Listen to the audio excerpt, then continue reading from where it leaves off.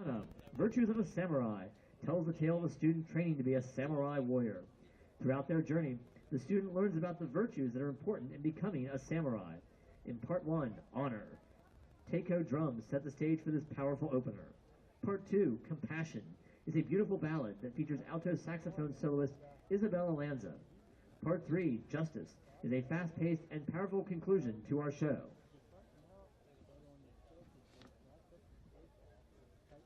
Guard solos tonight will be performed by Issa Benz. Instructional staff for the Mustang Marching Band includes Director of Bands Matthew Weisman, Color Guard Designer and Instruction Nicole Wood, Percussion Instruction Noah Kittner, Musical Arrangement Jer Klarfeld, Percussion Arrangement Dustin Chambers, Drill Design Tim Newland.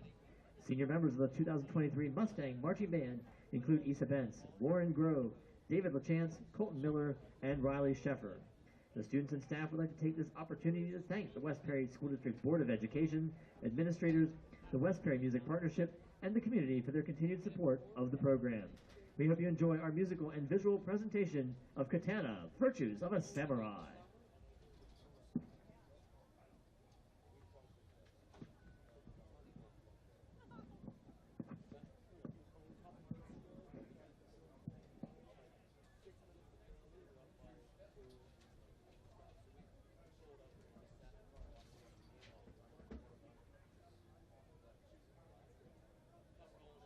We want to wish good luck to the West Perry Mustang Marching Band as they travel early tomorrow morning to MetLife Stadium in East Rutherford, New Jersey, home of the New York Giants, to compete in the 2023 U.S. Bands Open Class National Championships. The competition begins at 8 o'clock and West Perry is scheduled to take the field at 8:26.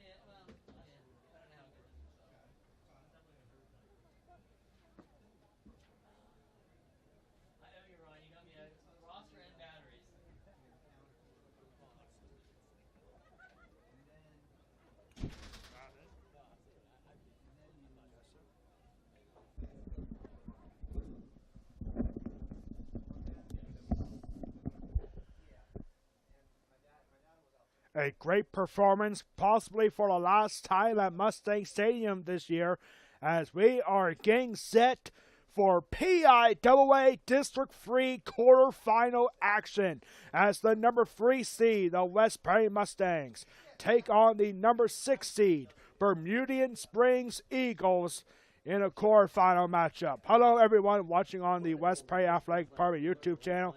My name is Alex Wall, the Golden Pipes of West Prairie Athletics. We are set. We are ready to go. Now West Prairie Mustangs come into this game with an overall record 9 wins and 1 loss. Their 1 loss happening last week here at Mustang Stadium against a very tough Steelton High Spire team.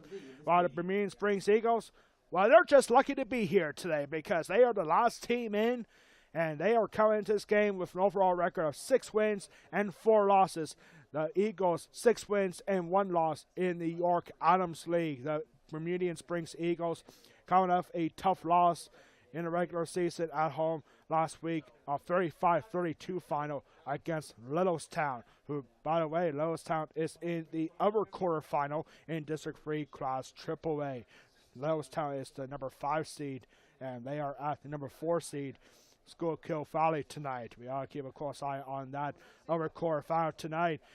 What I'm missing is the number 1 overall seed for the 2nd straight year, probably even more years than that.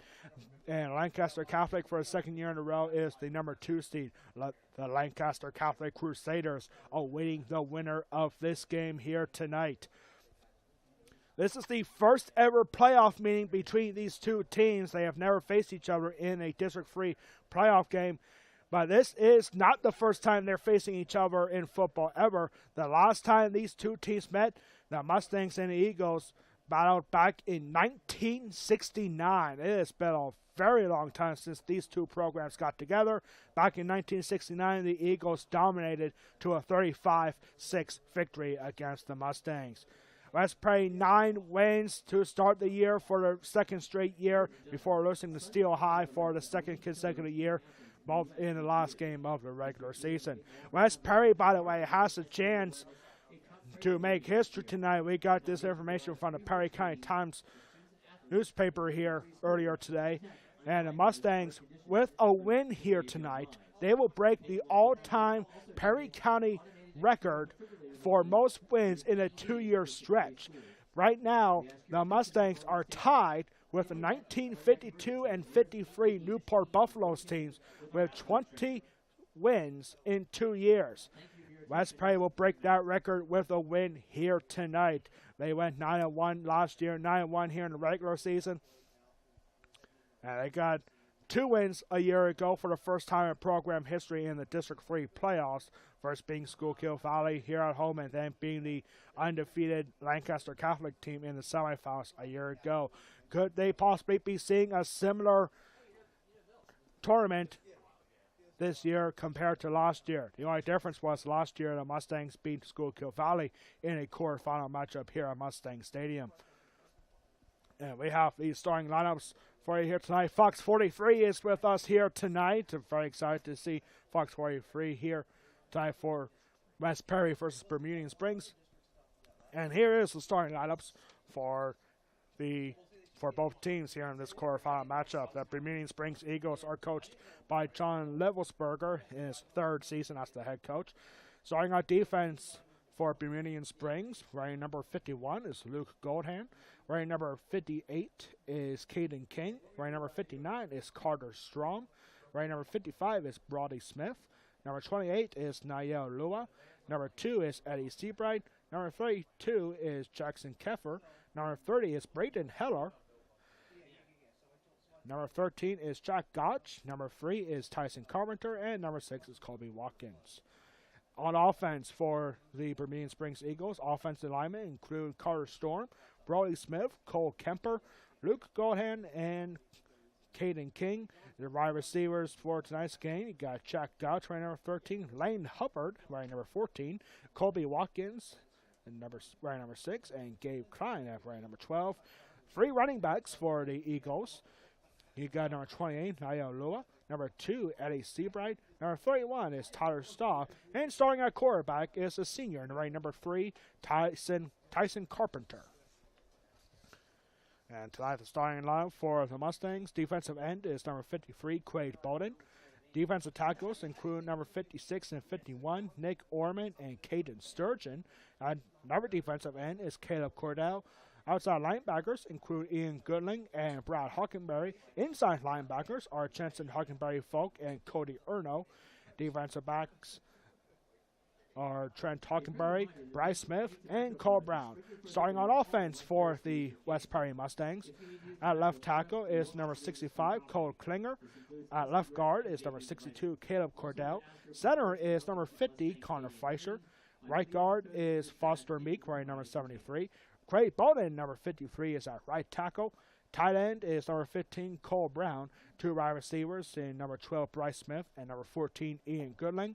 The fullback is number 42, Jensen Hockenberry Folk. The tailback for the Mustangs is a junior, number 44, Brad Hockenberry. And starting at quarterback, he just got another scholarship offer last week to the University of Shippensburg, and it's the senior quarterback, number 13, Marcus Quaker. Also has some very exciting news to regard one of our football players here. Bryce Smith just announced yesterday that he has accepted an offer to play baseball at Penn State University, Altoona. So congratulations to Bryce Smith on that. A heck of a baseball player, a great football player here as well. But he's decided to go for baseball in the collegiate level. So congratulations to Bryce Smith on that. We are set, ready to go. Bermudian Springs about to come out here, and the Mustangs are taking their time as they usually do. About 40 minutes to go. A couple of key stats to keep an eye on for the Mustangs. Marcus Quaker has 98 completions on 138 pass attempts for 1,504 yards and 12 touchdowns. He also thrown 6 interceptions. Marcus Quaker has thrown at least 1 interception in each of the last 4 games, so he'll hope to turn that around here. Marcus Quaker, a big season on the ground as well. 952 yards on 108 carries for 15 touchdowns. All told, he has 2,456 all-purpose yards and 27 touchdowns for the senior quarterback, Marcus Quaker. Brad Hockenberry is the leading rusher for the Mustangs on 121 carries. He has 827 yards and 7 touchdowns.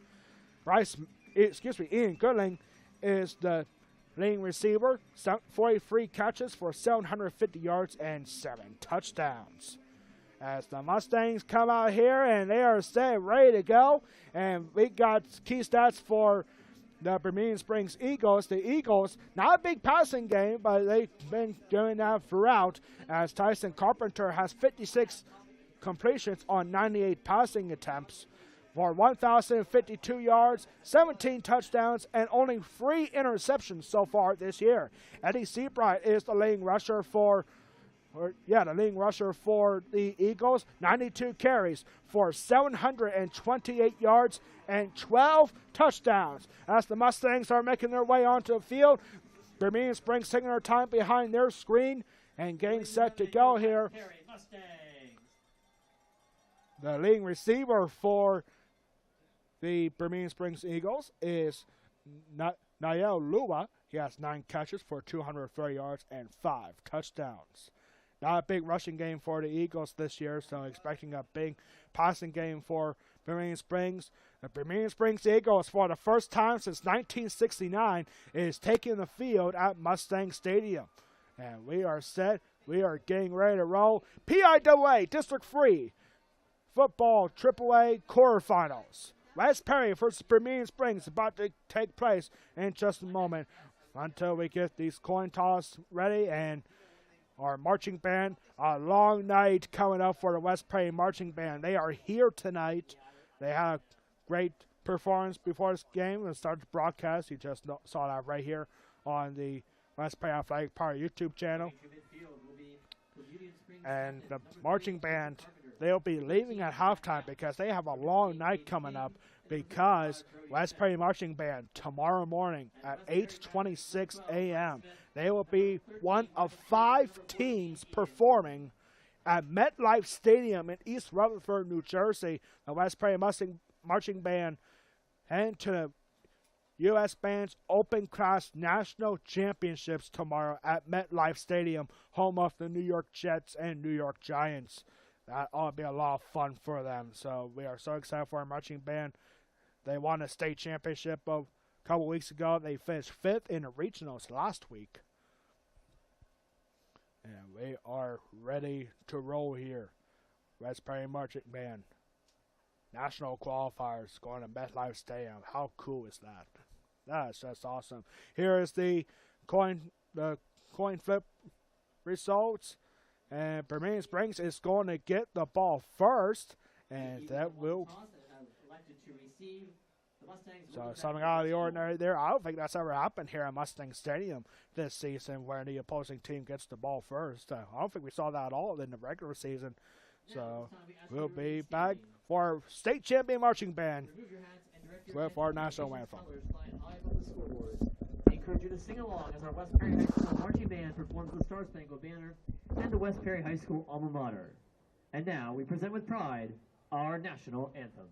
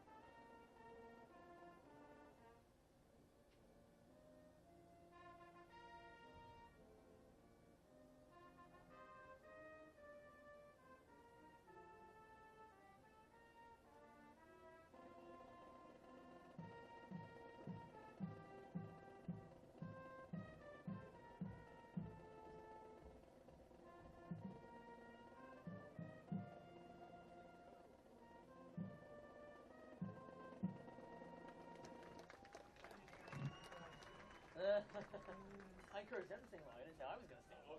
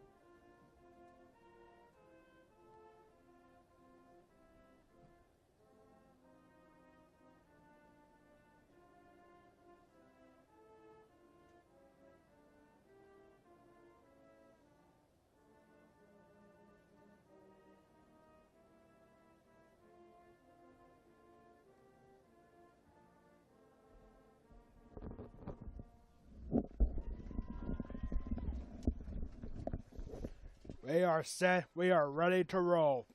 PIAA District 3 AAA quarterfinal. The number 3 seed, West Perry Mustangs, 9-1 overall, taking on the Bermudian Springs Eagles, the number 6 seed, 6-4 overall.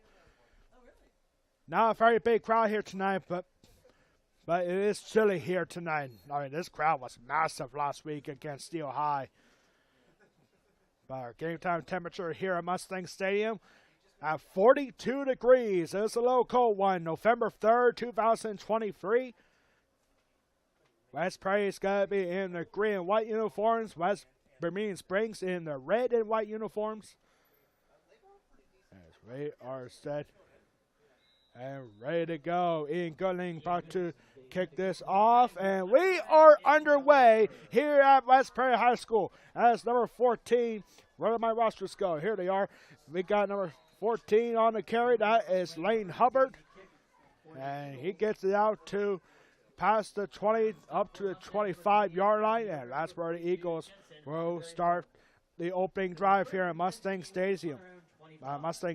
Tyson Carpenter, the senior quarterback. A big passing game for him. Just over 1,000 yards, only 3 interceptions so far this year for the senior quarterback, Tyson Carpenter. Yes, here we go. 4 wide already here for the Eagles. In motion is number 31. That is Tyler Staub. And Staub is going to not get much here on the opening offensive play. And he might not get much of anything, really, as it's got to be second down. It is a gain of 1, so it'll make it 2nd and 9. Cody Erno, credit with the stop there for the Mustangs. Cody Erno leads the team with 71 tackles, 45 of them being solo, and he has 5 tackles for a loss and 3 sacks. 2nd and 9 here after that 1-yard pickup from Staub. And here comes another one. This time that is number 2, Eddie Seabright. And Seabright is not going to get much of anything that time. In fact, he doesn't get anything, so no gain. It's got to make it 3rd down and 9 already. This is a Bermudian Springs team that doesn't have the run game a whole lot. So it's been mostly passing, and you can expect a passing play coming up here on 3rd down and 9. Tyson Carpenter steps back, looks to throw. He's got to find a wide open target. That might be tipped, but it's going to be caught by Tyler Staub, and it's going to be well more than enough for a 1st down. Or, wait a minute. There was I think he dropped it actually, so it's actually incomplete. Yeah, for up there, like it looked like Cole Brown, I think he might have tipped it right there. So incomplete pass, and it's 4th down. 4th and 9. Jack Gouch to punt it away. And this is a live ball. This is going to be picked up by the Eagles. A costly mistake early for the Mustangs, and it'll be Bermudian Springs ball, I believe. Trent Talkenberry was back deep, and that was actually Cole Brown. It was fumbled on a muff punt, and the Eagles recover it. So a costly mistake as the drive somehow survives and keeps going for the Eagles. Now at their own 46-yard line. I have no idea what just happened there. I mean, what might have just got the nerves of a District 3 playoff game. Like, this is the West Prairie team that have won 2 of them for the first time in a postseason for the first time in program history. Here comes a backwards pass, and this is number 28. That's Niall Lua. And there's a fumble. Cole Brown picks it up, and I think the refs are going to say he was down on contact, so no fumble. They get out to the 50. Yeah, it looked like from up here, he was definitely down, Niall Lua.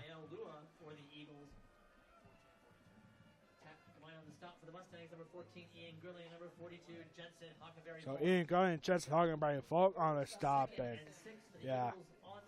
So it's a gain of 4, makes it 2nd and 6 right from the midfield stripe.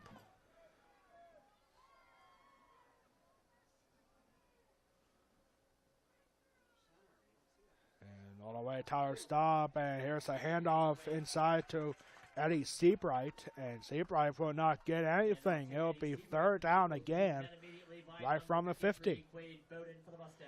Quade Bolden, the big stop. Quade Bolden, it's having an incredible year so far for the Mustangs defensive-wise. Quade Bolden has 32 total tackles. He is second on the team with 9.5 tackles for a loss. That wasn't for a loss, but it is 3rd down and 6. And you got 3 wide receivers down on the right side. Here comes a quick screen pass. Number 14, that's Lane Hubbard. And Hubbard is going to cast some blockers and just get enough for a 1st down. Bermudian Springs, I mean, it's not a terrible drive for Bermudian Springs to be here. It's only a 45-minute drive. You go on A1, you go to Carlisle, and over the mountain from there. And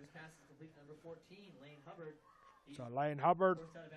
And you got a little student section here for Bermudian Springs. We've already seen that here at Mustang Stadium for football when the opposing team brings a student section. West Prairie student section coming up big. It looks like a red, white, and blue kind of theme down there for Patriotic Night. Okay, I like that. So here it goes. There's number 31. A stop again. Stop's got room to run. He's got to go the distance. Touchdown, Eagles. 43 yards for Tyler Staub, and the Eagles strike first. It is 6-0. Around the corner and takes it all the way to the end zone for the Eagle touchdown. A brilliant drive there, but almost went for naught because of the muffed punt. And the Eagles capitalized on that mistake and score first. Leo Hernandez out to attempt the So now Leo Hernandez is going to come out and about to tack on the point after. And the point after kick is up, and it's good. With 8:42 left to go, the Bermudian Springs Eagles with a 7-0 lead early in this game. In our first quarter, your score, the Bermudian Springs Eagles 7, the West Prairie Mustangs 0. For Tyler Staub, with that 43-yard run for a touchdown. That was his third rushing touchdown this season. He's only had 2. The leading rusher for Bermudian Springs is Eddie Seabright, 728 yards and 12 touchdowns on the ground. But tonight is Tyler Staub getting the first touchdown of the day.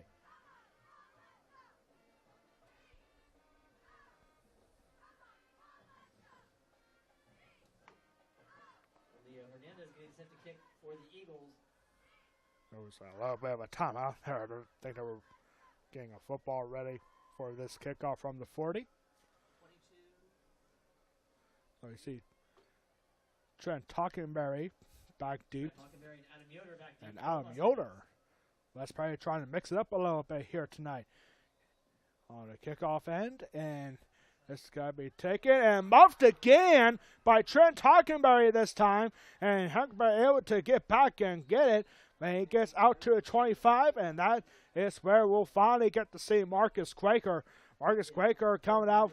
He just received a scholarship offer last week from Shippensburg University. First and 10 for the Mustangs. Shippensburg University not having a big year in football this year. They only have 2 wins this year, and they are at home tomorrow against my alma mater, Lock Haven. So here we go, Marcus Quaker, quick screen pass, and he finds number 18. Wait. Marcus Quaker's pass complete number 12, Bryce Smith. Or excuse me, that was number 12, Bryce Smith. Number 28, Niall Lua. Bryce Smith wrapped up immediately, and it's a loss of 1 yard, so it makes it 2nd and 11. And these are 2 teams that do not face each other very often. They might only face each other once before. That was back in 1969, the last time these 2 programs met. So here comes a run. Middle for Brian Hockenberry. He gets tripped up from behind. And there was a little bit of a scuffle there between Jensen Hockenberry Folk and number 55. That was Brody Smith. But it's a positive game. Brad Hockenberry on a 5-yard run, so it's going to make it 3rd and 6. 3rd and 6 for the Mustangs. On their own 30. Marcus Quaker got to hang on to himself. He's got to run and run. He's got to find one blocker, and there he goes. Marcus Quaker is going to get inside of 40, and a big run on 3rd down and 6, all the way to Bermudian Springs territory, all the way to the 37-yard line. This is what Marcus Quaker has done so well in 4 years as a West Prairie quarterback. Faking the handoff, he is a master at that. And if you don't think that Marcus Quaker is going to hold on to himself, then the defense is going to be in trouble. So it's 1st and 10 all the way to the 36-yard line. Mustangs looking for a quick strike back. Here's a quick throw downside for Ian Goodling. Ian Goodling, the top receiver for the Mustangs in the last 2 years. And he's going to get knocked down inside the 30 all the way to the 28-yard line. And it's going to be 2nd down and 2 coming up for the Mustangs. Last week in the game against Steel High, Ian Goodling was badly hurt on the opening play of the game where he got knocked down. He never had the ball either on the sideline like he was right there. So here we go. Here comes another run for Brad Hockenberry. He's got to get more than enough for a first down close to the 20-yard line. And we got a red zone possession here for the Mustangs. First red zone possession of the game. And it's for the West Prairie Mustangs. Fox 43 News is here. WGAL is here. Not seeing any signs of ABC 27, but here comes another run. This is for number 43. Or excuse me, number 13. That was Quaker. And Quaker able to knock. He's not going to get a first down, but he's going to get pretty darn close to it. It is 2nd down and 1 at the 11-yard line. The Mustangs will have a quick hurry-up offense. 2nd and 1 for the Mustangs.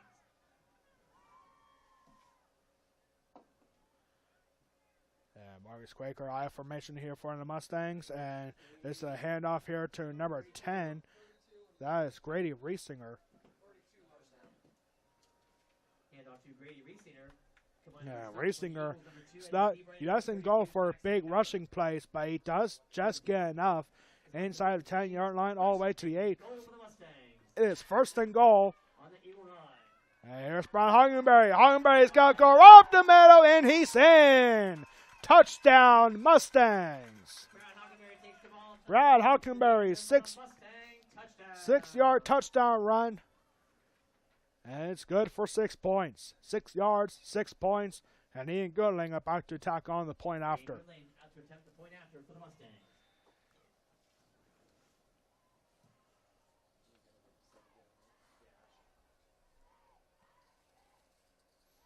Ian Goodling has only missed 4 extra points this year.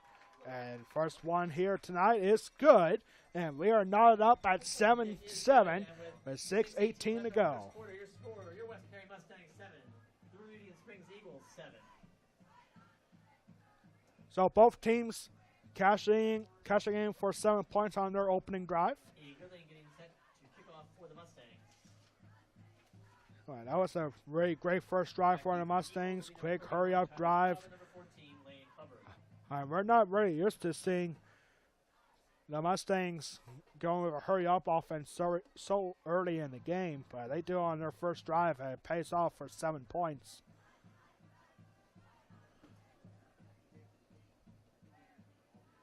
We are in the quarterfinal stage.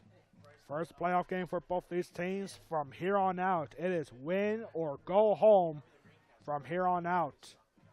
And the District 3 playoffs and the state playoffs, which begins in a couple weeks. There's a short kick, and this is what West Prairie is so used to doing, and it's still live, and the Mustangs might have it. Let's go here a couple yards, and the Mustangs say they have it. That is one thing that West Prairie has done so many times this season that West Prairie fans at one point were starting to get very frustrated by it because it will usually be recovered by the opposing team. But this time, on the first kickoff for Ian Gooding on a short kick, I really wouldn't consider that an onside kick. But the Mustangs hang on, and they have the ball at their 37-yard line. So quick confirmation here again. Quaker looking to throw. Quaker's got to go deep to sideline for Ian Goodling. And Ian Goodling, did he catch that? Yes, he did. Was he in bounds? Yes, he was. Oh, my goodness. What a catch for Ian Goodling. Keeping both his feet in. Almost looked like an NFL kind of reception there. Keeping both feet in. Spreads out down the sideline. And it's 1st and goal for the Mustangs. Just like that, a bomb to Ian Goodling. One of the best receivers in District 3. Quaker, hang on. He's got to get under pressure. Slips right through a defender. And he's in. Touchdown, Mustangs. Niall Lua had Marcus Quaker red, but Quaker able to slip right through him and goes in for 6. 2 plays, and the Mustangs, just like that, have the lead.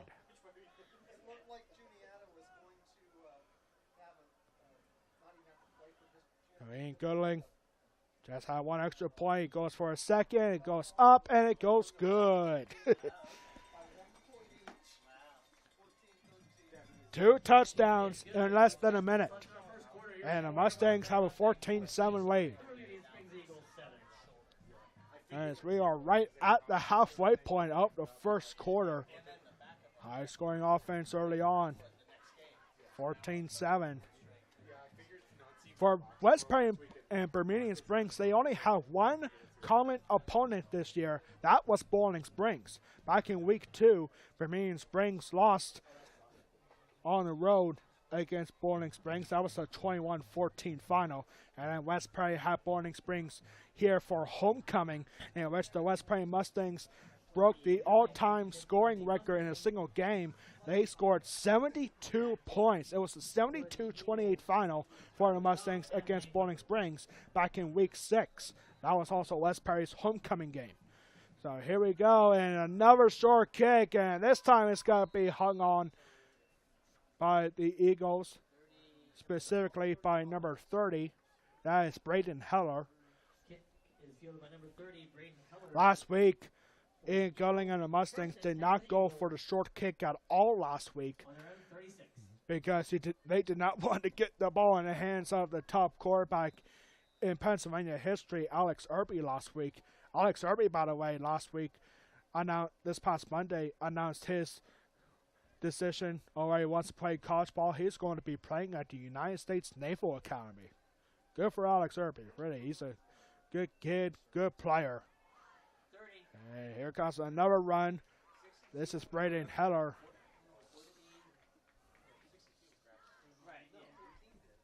And Heller get 2 yards. We've got to make it 2nd and 8.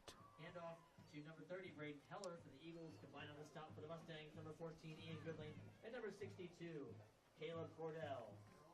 Gain of 2 in the play. 2nd and 8 for the Eagles. For Braden Heller, that was only his 15th carry of the year. He now has 100 rushing yards this season. With those 2 yards. He had 98 coming into it. Now 2-yard gain. Makes it 2nd and 8 here for the Eagles.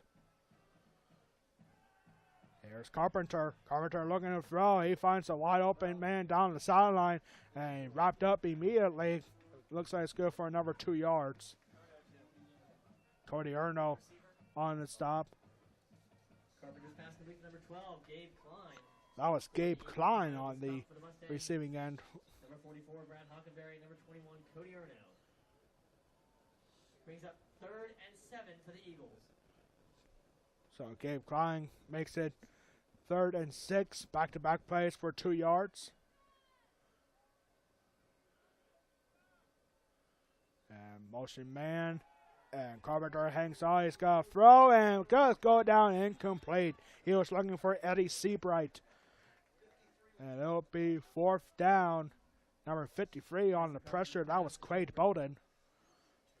And number 2, Eddie Seabright falls incomplete. Number 53, Quade Bowden putting pressure on the quarterback for the Mustangs. So just like that, it's 4th down again. But now the Mustangs, one thing you definitely don't want to do is muff the punt again. This is the 2nd punt for the Eagles.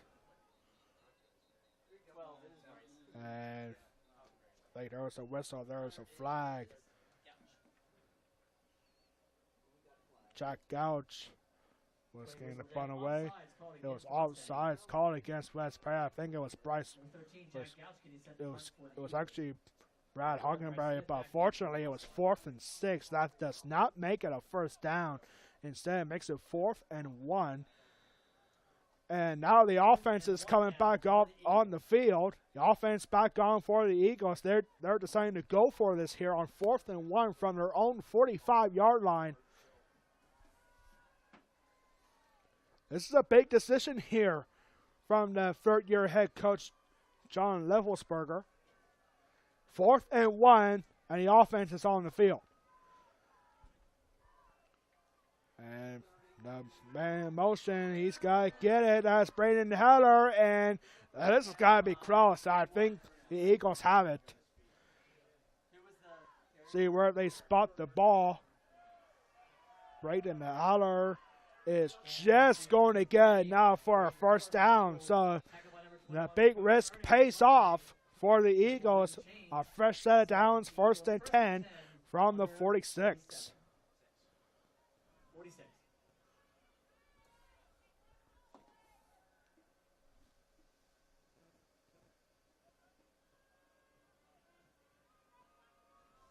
Haller in motion again. And comes the handoff here to Eddie Seabright. Eddie Seabright is going to get maybe 3 yards that time. It's going to make it 2nd and 7. Handoff to Eddie Seabright for the Eagles.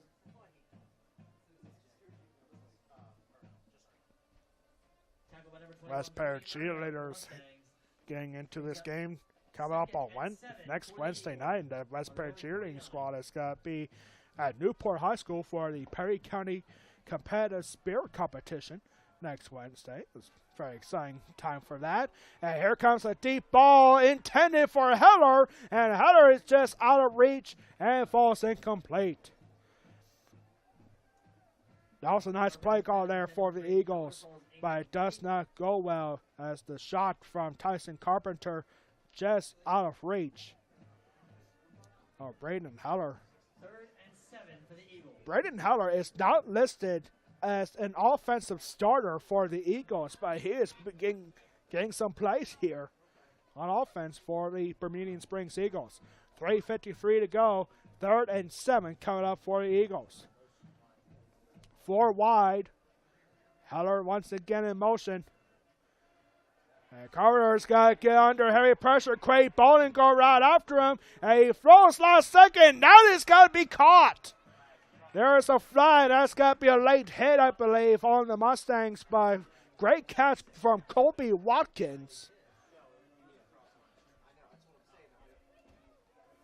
Carpenter's pass is complete, number 6, Colby Watkins. We do have a flag on the play. And now another lag has just been thrown. I don't know why. Second flag on the play now. I believe this was going to be a late hit on the Mustangs, but now another flag has just been thrown. Maybe that's an unsportsmanlike, perhaps. Somebody on the bench might have said something from Bermudian Springs. This is a big call right here. If it stands, it's a first down. And it's a legal forward pass, actually. And a personal foul against the Mustangs.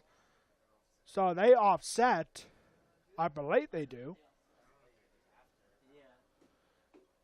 And one personal foul was after the play was over. That was the second flag. So what do they do here? Let's see where they spot this ball. It looks like they're going to start from the 50. It's an illegal forward pass, so it looks like it's coming back. That's 5 yards from the forward pass, and then 15 at the end of it. And that's going to give the Eagles a first down. So they take both. It's a 5-yard penalty on the illegal forward pass, but then a personal foul after the play was over. I don't know. Maybe somebody said something down there from the West Perry team. I don't know what the personal foul was. Or maybe it was the late hit. But anyway, it's 1st and 10 from the 40 now. And Carpenter's going to decide to run for it here. And Carpenter's got to get past the 45 up to the 47. And it's a good carry for Tyson Carpenter, the senior quarterback. Tyson Carpenter is a senior quarterback. He does not run a whole lot. He's only had 14 carries in the regular season for 44 yards. This time he gets it for 7 yards, makes it second and 3. Tyson Carpenter does have one rushing touchdown, however, but he doesn't run a whole lot.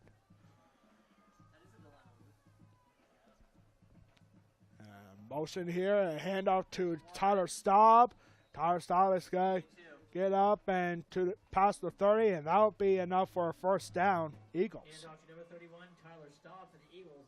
Tackled by number 42, Jensen Hockenberry Folk for the Mustangs. Jensen Hockenberry Folk on the stop. 29.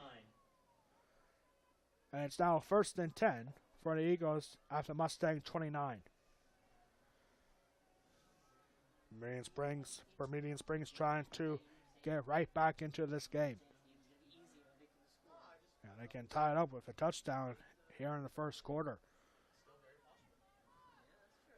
Heller in motion. Heller's got to get the ball, and he's got to find some room up front and gets past the 25 up to the 24. Second down coming up. There was a big hit there in front of the Mustangs. I believe that was Caden Sturgeon on a big tackle. Pick up the 5 on the play, makes it 2nd and 5 for the Eagles. So 2nd and 5 after a 5-yard carry from Tyler Staub. Surprisingly, we haven't seen a lot of rushing attempts from Eddie Seabright, who is the leading rusher, and now we do. As Eddie Seabright explodes on him, and the ball comes out free, but he was definitely down. Brad Hockenberry saying, "Oh, that's a live ball," and now we have an injured Mustang down on the field. Yeah, it's now a fumble. It's still gonna be Bermudian Springs ball, and it's gonna be first down. First and 10, big run for Eddie Seabright, and there's an injured Mustang down on the field. Handoff to number 2, Eddie Seabright for the Eagles, combined on the stop for the Mustangs. Number 14, Ian Gurley, number 15, Cole Brown. Ian Gurley and Cole Brown on the stop. This is timeout for an injured Mustang. And we'll be right back here for this injury timeout. West Perry player down on the field. We'll resume.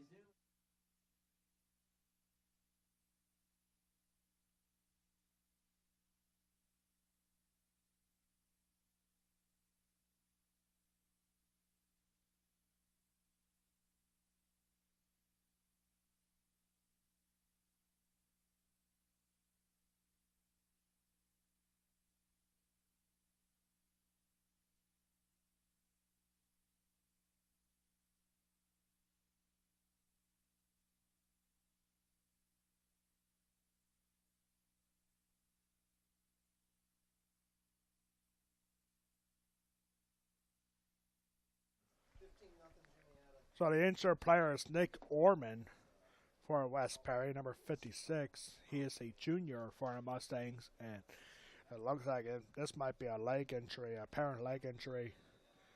Not putting a whole lot of weight on his left leg. But we hope Nick Orman is okay. Hopefully he can come back into this game. But now it's 1st and 10 from the 14. Tyson Carpenter wide open. He's got to find his man, number 13, Jack Gouch. Touchdown, Eagles. Carpenter's pass is complete. Number 13, Jack Gouch for the Eagle touchdown. Jack Gouch was wide open. Might got pressure a little bit from number 3, Trent Hockenberry. Hernandez out to attempt the point after. What a game here we have now at Mustang Stadium. High scoring, 14 points. About to be out on to Bermudian Springs score. Extra point. This has got to be offside. It's blocked. And no, there was no flag, so it's got to stand. The point after is blocked by number 42, Jensen Hockenberry exploded right up the middle. So that maintains the lead for the Mustangs. Yeah, from up here, I thought he was going to be called offsides on that, but no, it was never called. So it's 14-13 now with 1:07 to go in the first quarter. You are watching PIAA District 3 AAA quarterfinal, West Perry versus Bermudian Springs, exclusively on the West Perry Athletic Department YouTube channel.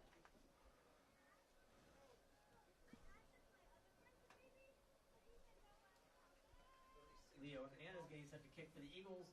Number 28, out of Yoder. Number 22, Trent Hockenberry back deep for the Mustangs.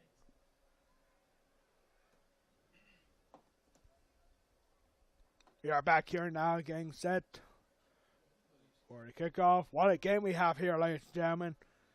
2 drives, 2 touchdowns for each team. And now a squib kick, and that was deflected, I believe, from Bryce Smith a little bit. And it's got to be hung on here by Ian Goodling. Ian Goodling's got to get past the 50. Or, excuse me, that was number 11 on the return. That was Evan Jupa. And Jupa's got to get into Eagles territory up to the 49-yard line. Great starting field position for the Mustangs. 13, Jack Gouch for the Mustangs, the Eagles, excuse me. For the 1st and 10 for the Mustangs on the Eagle 49. A minute and 2 seconds to go, 62 seconds to go here in the first quarter. Long first quarter here at Mustang Stadium. I formation here, and Quaker hanging on. Quaker's going to look for a deep ball down the middle, and this is going to be picked off. Picked off by Tyson Carpenter. One quarterback to the other. Quaker's pass intercepted by number 13. No, number 3. Excuse me, Tyson Carpenter. Tyson Carpenter gets the interception for Quaker. That is now his 8th interception and his 5th in the last 5 games. It's been a rough going not so late for the senior quarterback, Marcus Quaker.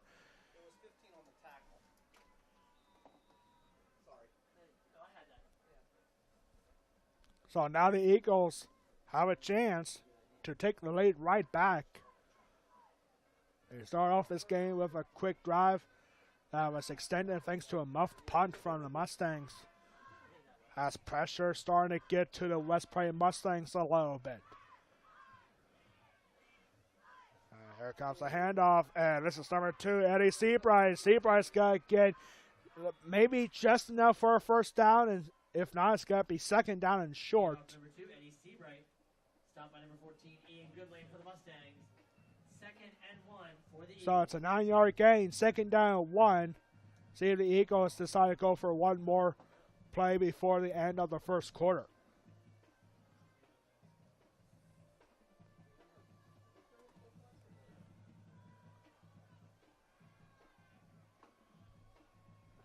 So 2nd and 1 here.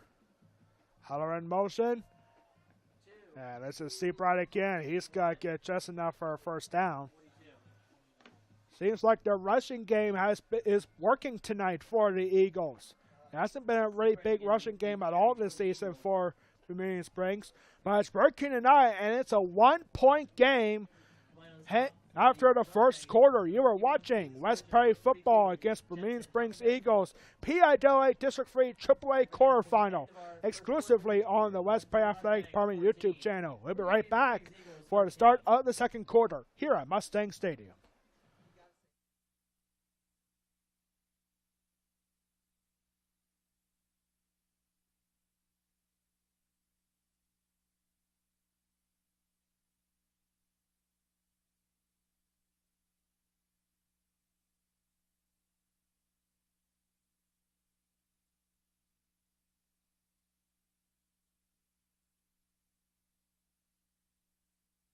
Let's meet tonight's West Perry cheerleaders.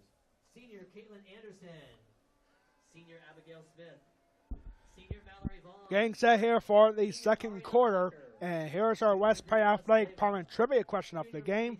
This is the second time Bermudian Springs faces a Perry County program in the District 3 playoffs. When was the first time that Bermudian Springs faced a Perry County team in the District 3 playoffs, and who did the Eagles beat?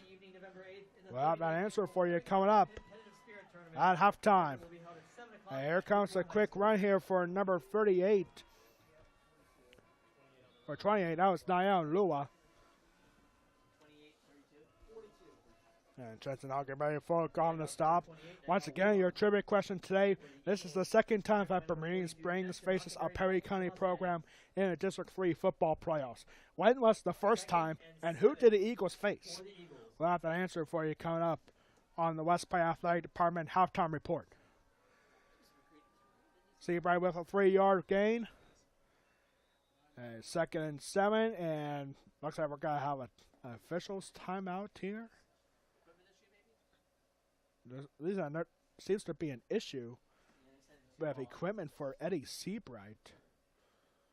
So that's the reason for the timeout, and so Tyler Staub is going to come out. Probably an equipment issue there for Eddie Seabright. Oh, now he's got to come back in this game. Second quarter here, 1-point game. The Mustangs hang on thanks to a blocked extra point. And a quick screen pass and finds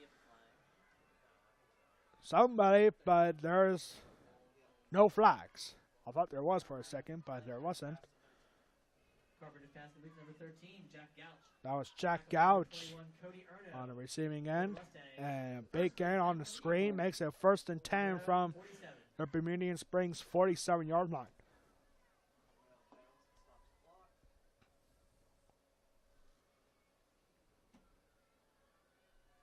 Big crowd here tonight for West Prairie football. Not as big as it was a week ago against Steelton High Spire.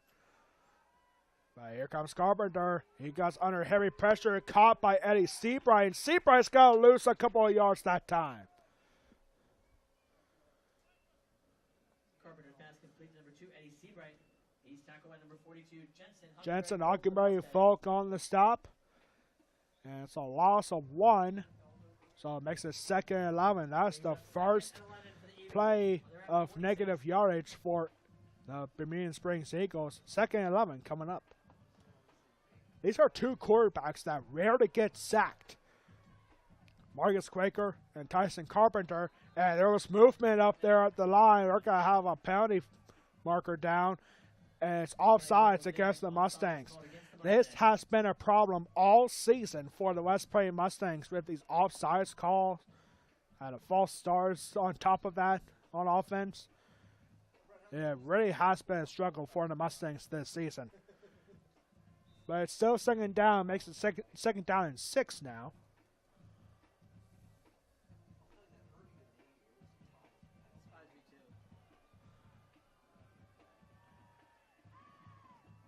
In motion here.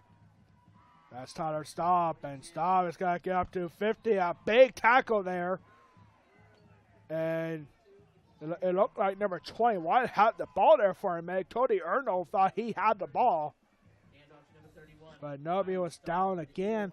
That's already the 3rd time in this game where the Mustangs thought they had a fumble. But they haven't been really good with that.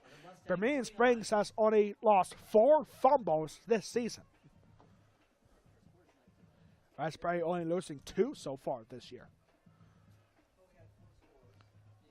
So it makes it 3rd down and 6. No gain on that last run. 3rd and 6.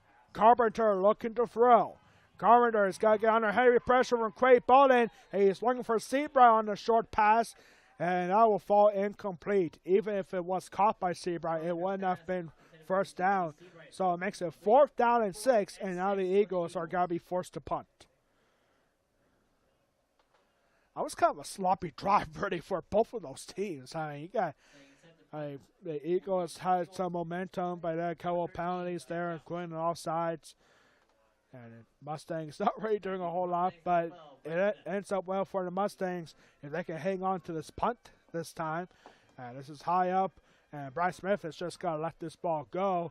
And it will go inside the 20, inside the 15, and up to the 14-yard line, and that is where the Mustangs will take over. First and 10 for the Mustangs on their own 14. And tonight, PIAA District 3 AAA football is sponsored by the Peyton Walker Foundation and by River Rock Academy.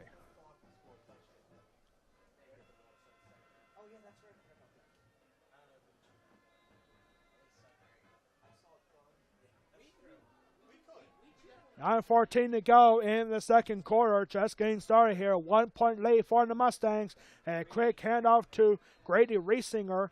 A little bit of pushing and shoving right there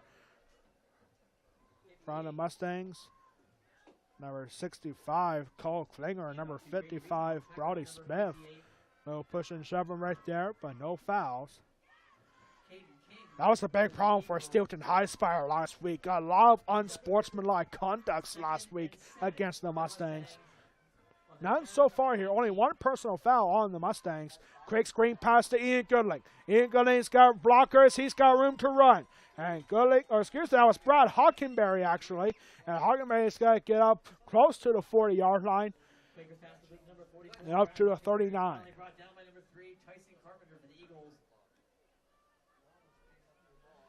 Coming up on the West Prairie Athletic. Well, hold on. We'll get to that in just a second. Hurry up offense here again for the Mustangs. Another run. That was Grady Riesinger again. Grady Riesinger got to get a couple yards that time. 2nd down and maybe 7. Brings up 2nd and 7 for the Mustangs. Interesting formation here for the Mustangs. And Westbury keep it for Marcus Quaker. Quaker avoids one tackle. He's got room to run. He's got to get past the 50 into Eagles territory. Heavy pressure up the middle, up the sideline from Tyson Carpenter. Marcus Quaker a few years ago did used to do it all. He used to be on offense. He used to be on defense. But now he is strictly the quarterback at the helm of the Westbury offense. I formation here for the Mustangs. And hand off to Hockenberry. Hockenberry with a big hole up the middle. He's got room to run. He's taken down. He was definitely down at the 30-yard line. The Eagles thought they had an opportunity at getting the ball back, but he was way down. It was nowhere close. A big game for Brad Hockenberry. Makes it 1st and 10 from the 31-yard line. I formation here again. Jensen Hockenberry, Falk, and Brad Hockenberry in the backfield for the Mustangs. And here's a handoff to Jensen. Jensen Hockenberry, Falk. He's still moving. Hang on to the legs of Falk. And whistle will blow. That was number 58. Hang on for dear life. That was Caden King. And up to the 25-yard line. The Mustangs hurrying it up here again. Second and 4 for the Mustangs.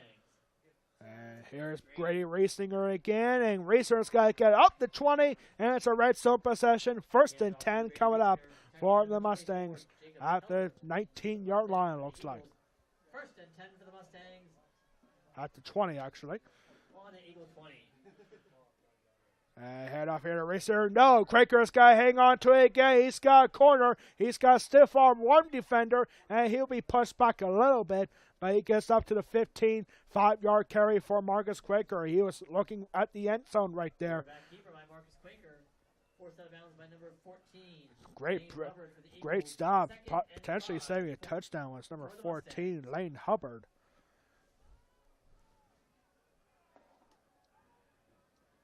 High formation here again. The Mustangs really hurrying this game up.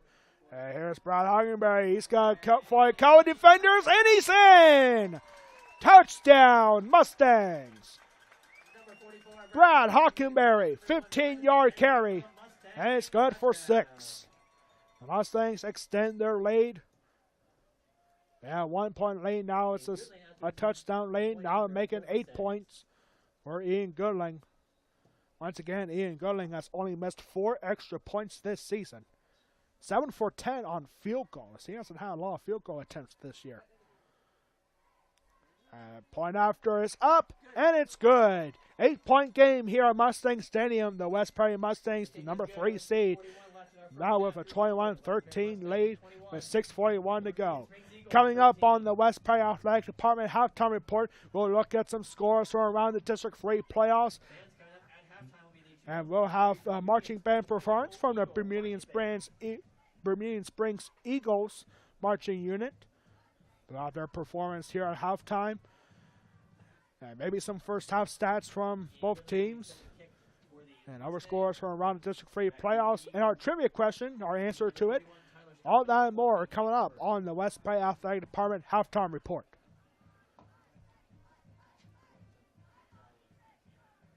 For the first time in program history, by the way, the Mustangs are in the District 3 playoffs for the 3rd consecutive year. That has never happened before in the history of Westbury.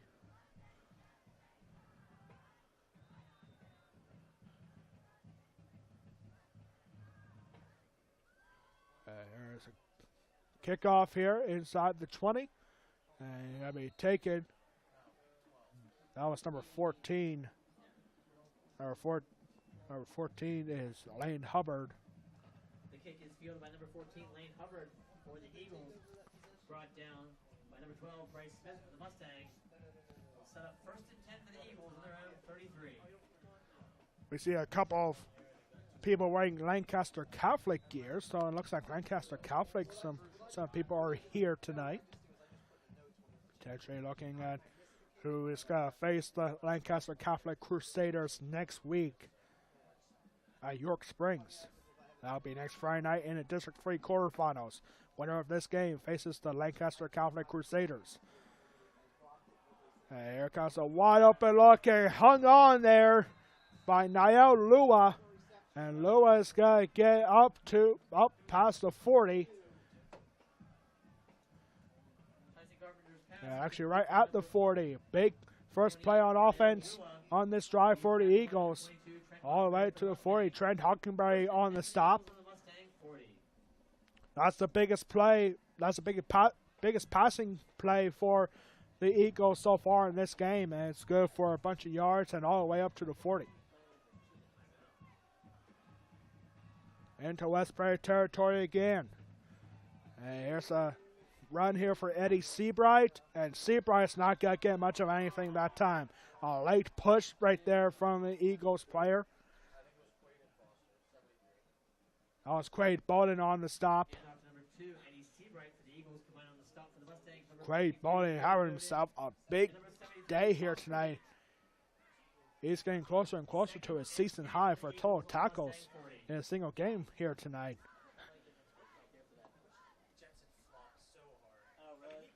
No gain there for Seabright, so 2nd and 10 from the 40.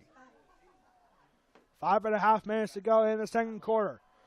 Carpenter, he's going to hold it and he's going to run, and I think this one is coming back. And there's a late hit. Oh, a big mistake there for the Mustangs by this. I believe this is going to be offsetting penalties because there was a definite hold on the Eagles. But that late hit, obvious on the Mustangs.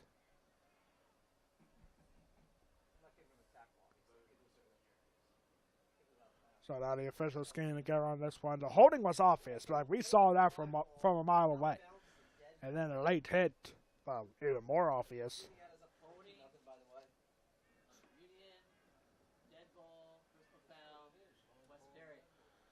So I think they're going to do exactly what they did earlier. They're going to put 10 yards back on the hold and then 15 yards back. So it's 5 yards. It's still going to be second down by 2nd down and 5.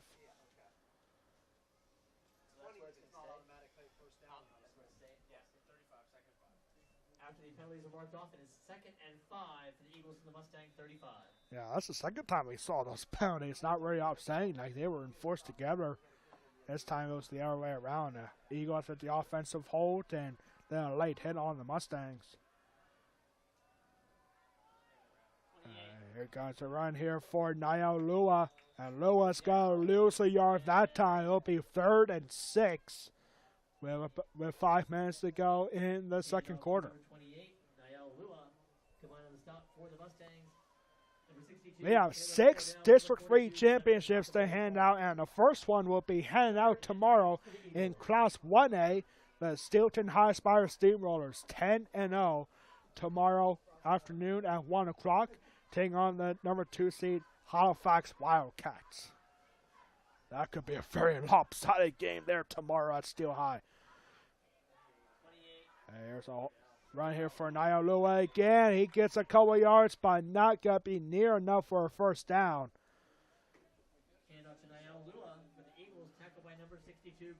It'll be 4th down for the Eagles, and we are set to go 4th and 3 from the Mustang 33-yard line.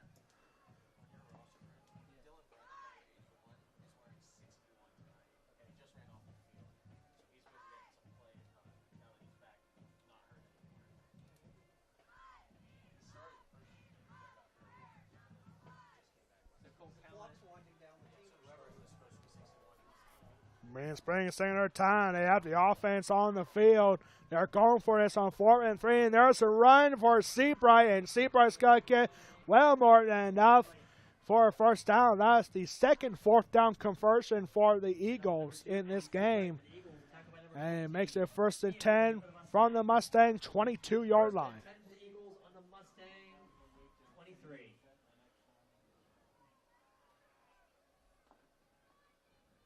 These Eagles, not a big running team this year by any means, but it is working here tonight, trying to mix it up on the West Prairie Mustangs. And it's only an 8-point game. This is a West Prairie team that's used to scoring 40 points a game. And now the offense is struggling a little bit. Here's the screen pass to Tyler Staub. He dives for the first down marker. And I don't think he's going to get the first down. Carpenter's pass complete number 31, Tyler Staub. So 2nd and 2 after a 8-yard screen pass. And it's going to be 2nd and 2. 2nd and 2 for the Eagles. The Eagles taking their time. 3:09 to go. A long drive here for Bermudian Springs. Where did that ball go? I have no idea, but it went up the middle. That was Eddie Seabright again. And Seabright is just going to get enough for a first down. It's now 1st and goal, but it's 1st and 10 from the 11-yard line. We'll move the chains. 1st and 10 for the Eagles on the Mustang 11.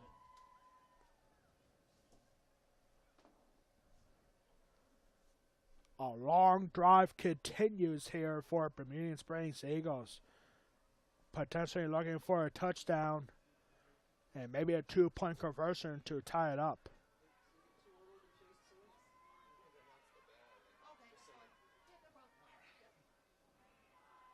There goes a run. Seabright again, and ball comes out, but I think he was down.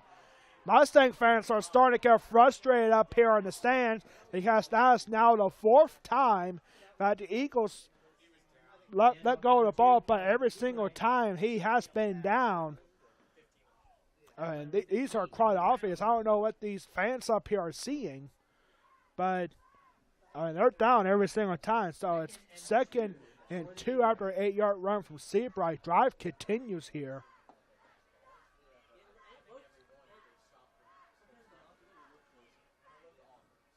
There comes another run, and trying to strip the ball away are the Mustangs.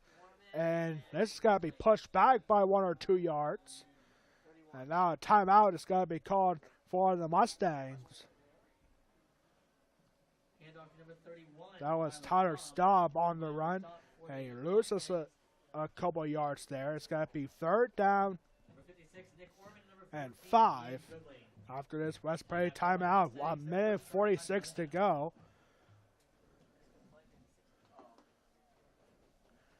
Whatever games in the playoffs are going off tonight. In Class 2A, they have the semifinals tonight. The number 1 seed Anfield Cleona team taking on number 4 seed Camp Hill Lions. And in the number 2A semifinal, the number 2 seed Trinity Shamrocks. What a big year they had, 6-3 overall. And they are taking on Delone Catholic, the number 3 seed, in the 2A semifinals tonight over at Cobo Field. Of course, in the other quarterfinal, AAA, Schuylkill Valley hosting Littlestown tonight. That ought to be a good game. The 4 and 5 seeds taking on each other there tonight. And so here we go after the West Prairie timeout. Heavy pressure, intercepted. This is going to be a long return, and this is going to be going to the house. Jensen Hockenberry Folk, touchdown Mustangs.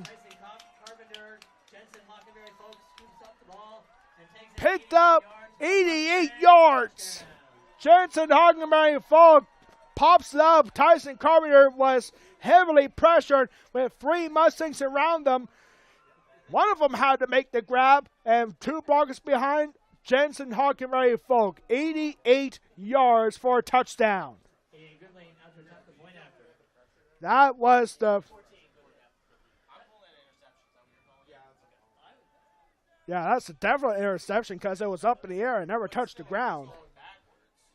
No, it's an interception. So, yeah. 1:31 to go. That is the biggest defensive play for the Mustangs this season. 88 pick 6. And puts the Mustangs in great shape.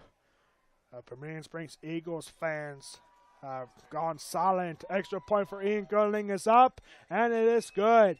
28-13 with 91 seconds to go in the second quarter. 1 minute and 31 seconds to go in our first half. Your score What a game here we have at Mustang Stadium. Thank you so much for tuning in on the West Prairie Athletic Park YouTube channel. PIAA District 3 AAA quarterfinal. West Prairie versus Bermudian Springs. Other playoff games going on tonight in Class 4A. Number 8 seed and number 9 seed Milton Hershey hosting Eastern York tonight at Hershey Field. And Eastern Lebanon County, number 7 seed in 4A, hosting the number 10 seed Big Spring Bulldogs. That ought to be a big game tonight. And Class 5A, got 4 games going on in 5A. Number 8 Hershey taking on number 9 Exeter Township. Number 5 seed Ephrata taking on number 12 seed Lower Dauphin. Number 7 seed, the other Mustang, Southwestern at Mustang Corral, taking on the number 10 seed Greencastle Antrim. And Conestoga Valley, number 6 seed, taking on the number 11 seed Dover. So, we're at the 22-yard line, fielded here for the Eagles is number 14. That is Lane Hubbard. And less than, we got 87 seconds to go here. 44, Brad Hockenberry for the Mustangs. Sets up the Eagles first and, number 22, Trent Hockenberry. So Trent Hockenberry on the stop. And it's first and 10 on their own 35-yard line. Just a moment ago, the Eagles were looking for 6 points, but instead, it went the other way around for the West Prairie Mustangs. That was only the 4th interception thrown from Carpenter this season. And here comes a big play on the screen to Lane Hubbard. He's got to get into Mustang territory all the way to the 46-yard line. First and 10 for the Eagles. Out of bounds, stops the clock with 1 minute and 21 seconds. First and 10 for the Eagles on the Mustang 46.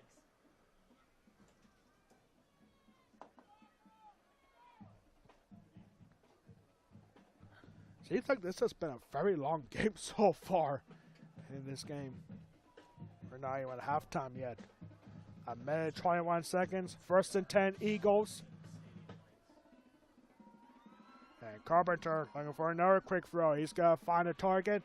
That's Niall Lua, and Lua's got running right. He gets tripped up last second from Brad Hockenberry. That was Ian Goodling actually on the stop. So it's got to be first and 10. Ian Goodling potentially saving a touchdown. And the Eagles are in business here. First and 10 from Mustang 25. Carpenter looking to throw again. He's got to get under heavy pressure. Good throw. Almost looked dangerous from up here. That was Gabe Klein on the receiving end. Gets out of bounds just before the first down marker. So it's 2nd down and 1.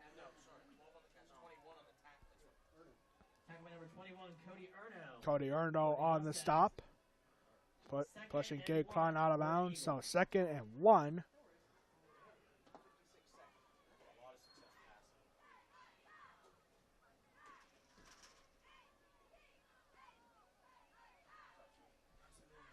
Second and 1 here, 56 seconds to go. Carpenter once again on a throw. And this will go through the hands of Niall Lua that time. It drops down incomplete. So now 3rd and 1 after that incompletion. So far, besides the interception on a pick 6 in the last drive, Tyson Carpenter has been having himself a really good game so far. But the Eagles desperately need a touchdown because the Mustangs are going to receive the ball at the start of the 3rd quarter.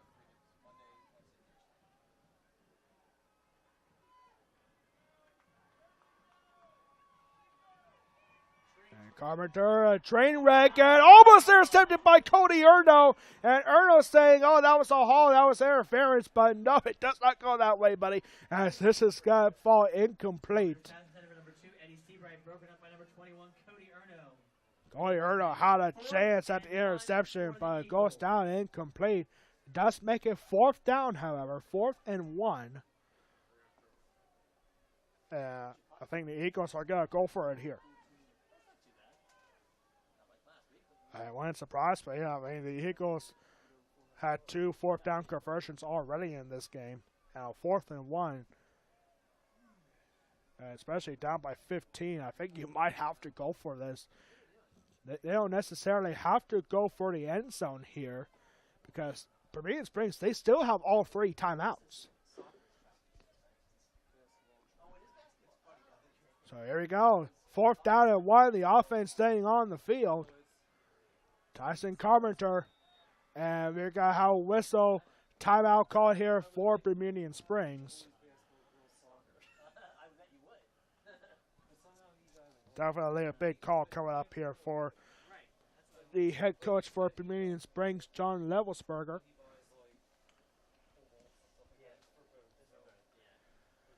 Tomorrow is potentially our last broadcast of the fall sports season. Tomorrow we'll have PIAA District 3 5th place game in field hockey. It is a rematch of the Perry County Championship game, West Perry versus Newport. And we have an update. Why do we care about this? But it's okay. This is a good score right here. We got a scoring update from one of our local teams, Juniata, in the District 6 Quad A Championship game. Juniata is ahead 22-0 against Belfont. District 6, we ain't talking District 6, we're talking District 3. Sorry, good for Juniata, but who cares?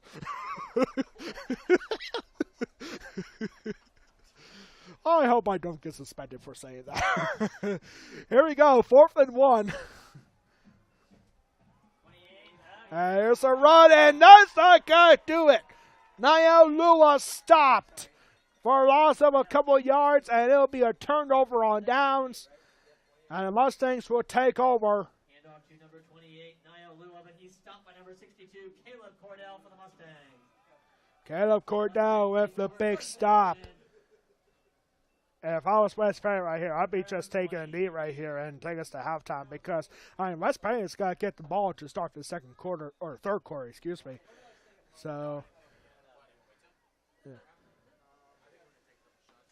And now there's 3 receivers wide here, and they're going to go for a run. Quaker has some blockers up front. Quaker's going to take it himself, and he goes out of bounds. Looks like the Mustangs are going to be going for some last-minute points here before the half. Jack Gouch on the stop.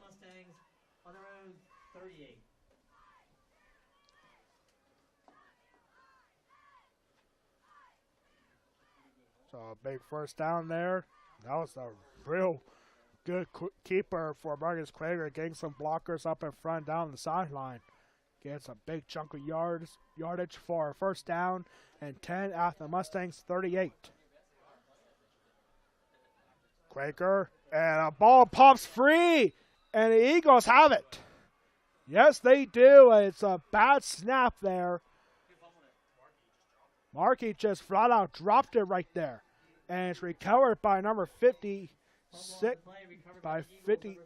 Caden King. And now the Eagles have a chance right back to get some points. They still have 2 timeouts for the Eagles. Like, to me, I believe that was just a wasted drive for the Mustangs because they're going to get the ball back in the third quarter anyway. I would have just taken a knee right there, but now the Eagles are going to have a chance with 2 timeouts and 35 seconds to go. And Carpenter, with plenty of time, he's got to get under heavy pressure. 2 flags come in. This is going to be caught inside the 20 by Gabe Klein. But there's 2 flags, and we're going to have a holding call against the Eagles. This will not matter. And the Eagles push back 10 yards. It's a holding call against the Eagles. Yeah, it will be first down and 20.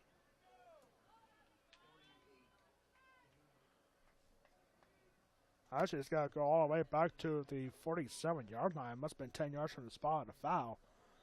So, next, first and 23, I think. After the penalty, it is second and First and 21 for the You know, Eagles. first and 21 here for the Eagles after out of holding.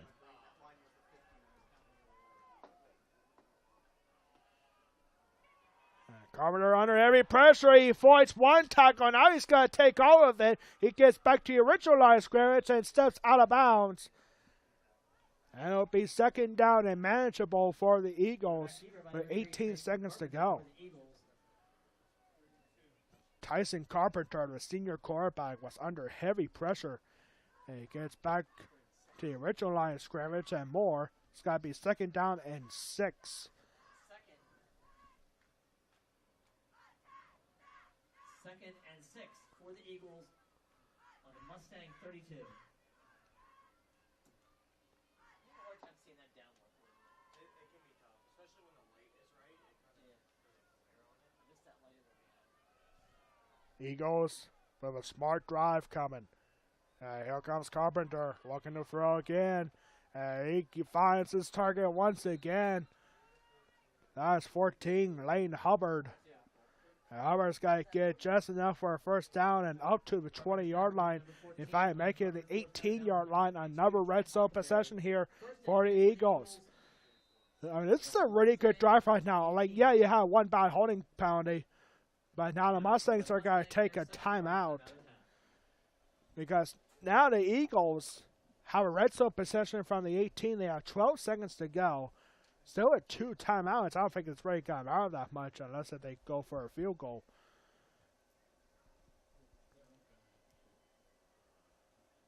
So, yeah, Juliana. Good for them. But they're not District 3, so who cares?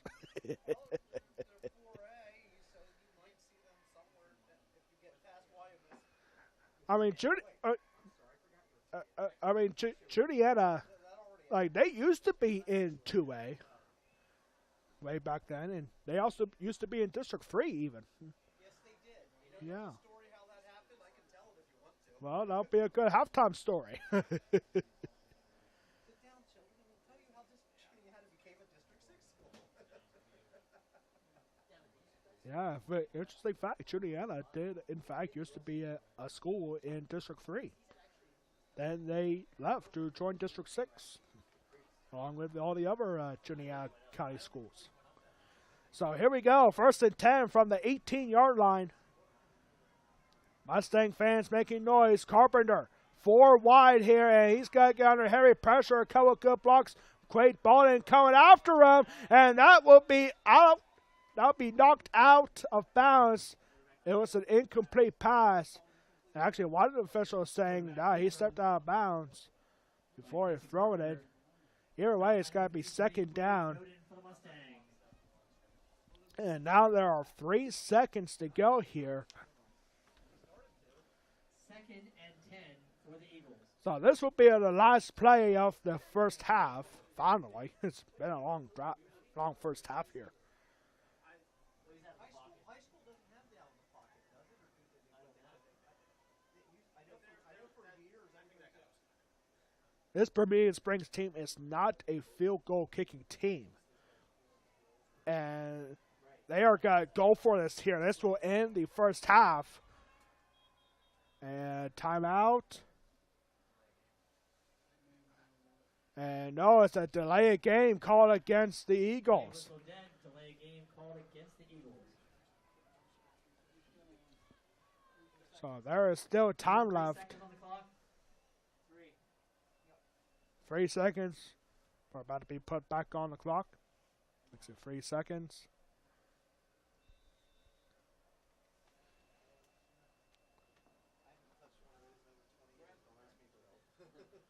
We're waiting to get 3 seconds back on the scoreboard here. There we go. So now after the delay game, makes it 2nd and 15. And now this will be the last play of the first half. Carpenter, and hold on, we got another whistle here again.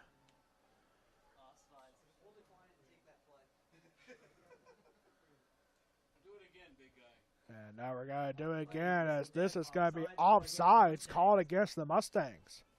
After that penalty, I know you care so much. Juliana scores now 30. a 2nd and 10 for the Eagles.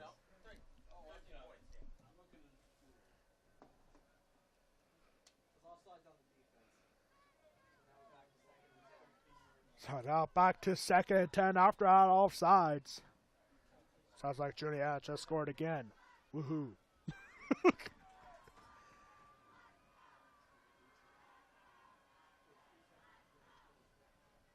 So here we go. Once again, this will stand, and this is going to be up in the air and bounded down by Trent Hockenberry, and that will take us to halftime. Finally, here at Mustang Stadium, the Mustangs lead 28-13 at the half. You are watching the PIAA District 3 AAA quarterfinals. West Perry versus Bermudian Springs, exclusively on the West Perry Athletic Department YouTube channel. We'll be right back for the halftime performance from the Bermudian Springs Marching Band.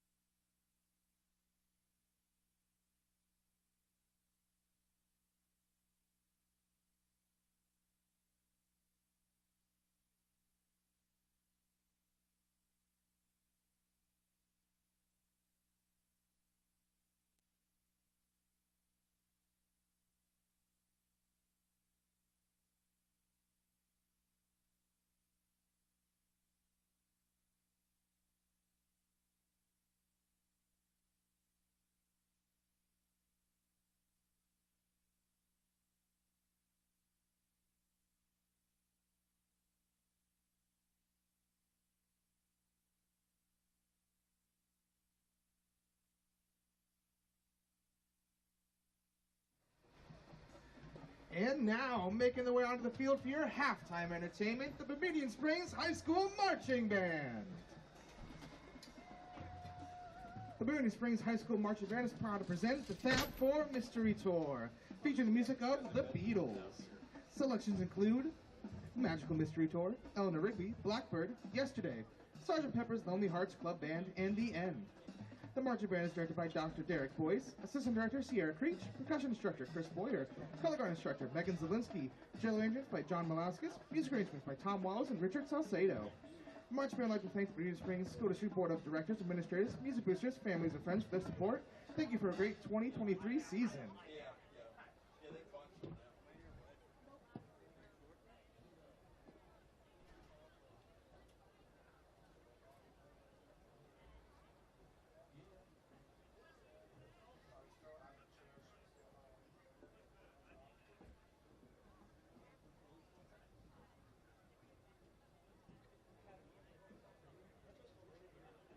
Stirred by these youngsters from Liverpool who call themselves the Beatles. Now tonight, you're going to be entertained by them.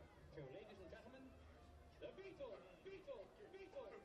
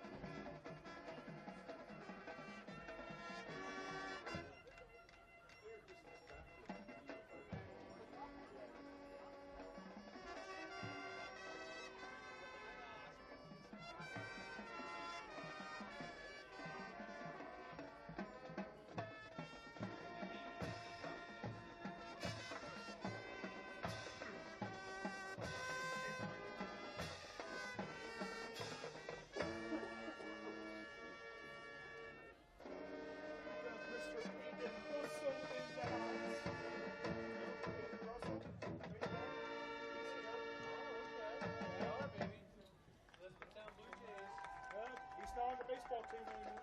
They are quit. Yeah, he's trying to get his degree done in 3 years.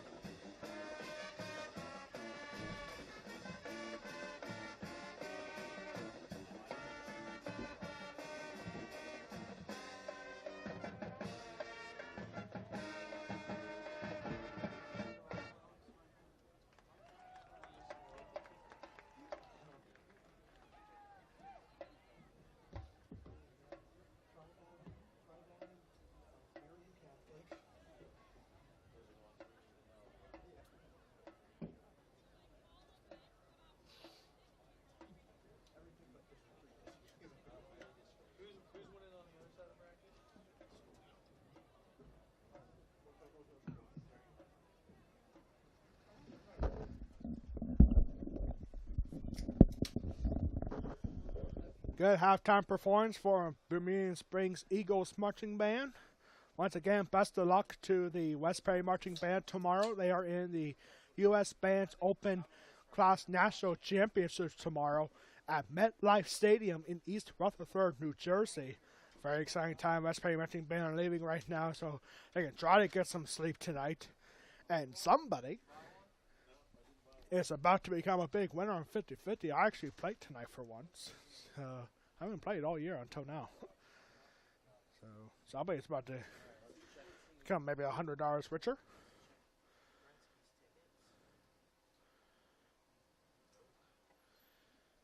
And so we're about to have our announcement. We're going to have a couple of scoring updates for after District 3 playoffs. Tickets. We have drawn a winner. Pull out those 50-50 tickets. Tonight's winning ticket is worth $214. Somebody's about to win $243 here in 50-50 tonight. Number is 5584898. Well, that ain't me. 5584898. Oh, well. $214 here in the press box. So we're about to get some scores from around the District 3 playoffs here in just a second. And no doubt that we're going to have a big scoring update from the Upper District 3 AAA quarterfinal. So let's get right down to it. In Class 4A right now, we have Eastern Lebanon County hosting Big Spring, and the Elko Raiders are leading 28-7 at the halftime. In Class 2A, the two semifinals in Class 2A, Camp Hill is leading the top-seeded Enfield Cleona team by a score of 21-7 at the half. Trinity in the upper 2A semifinal, no surprise there, is having a big lead over DeLone Catholic. It's a 14-3 score at the half for the Trinity Shamrocks. In Class 5A, the two quarterfinals in 5A tonight, Exeter Township is leading Hershey by a score of 21-0 at the half. In the upper 5A first round match, the Southwestern Mustangs leading Greencastle Rancho 21-3 in the third quarter right now. In also in 4A, we've got Milton Hershey leading Eastern York 22-0 at the halftime. And in the upper quarterfinal in District 3 AAA, Schuylkill Valley is leading Littlestown 31-21 at the half. A high-scoring first half in the upper quarterfinal. Schuylkill Valley leading Littlestown 31-21 at halftime. Winner of that game moves on to Wyomissing next week in District 3 AAA semifinal. And the Mustangs here 28-13 at the half. Over Bermudian Springs, winner of this game moves on to the number 2 seed next week, Lancaster Catholic Crusaders. The Mustangs beat the Crusaders last week in that same round in District 3 AAA. Yeah, that was at Lancaster Catholic as well, and the Crusaders at that point a year ago was undefeated at 10-0. And so we are excited for West Prairie football in Bermudian Springs. Here for the second half, they're going to put a couple more minutes back on the clock for halftime warm-ups.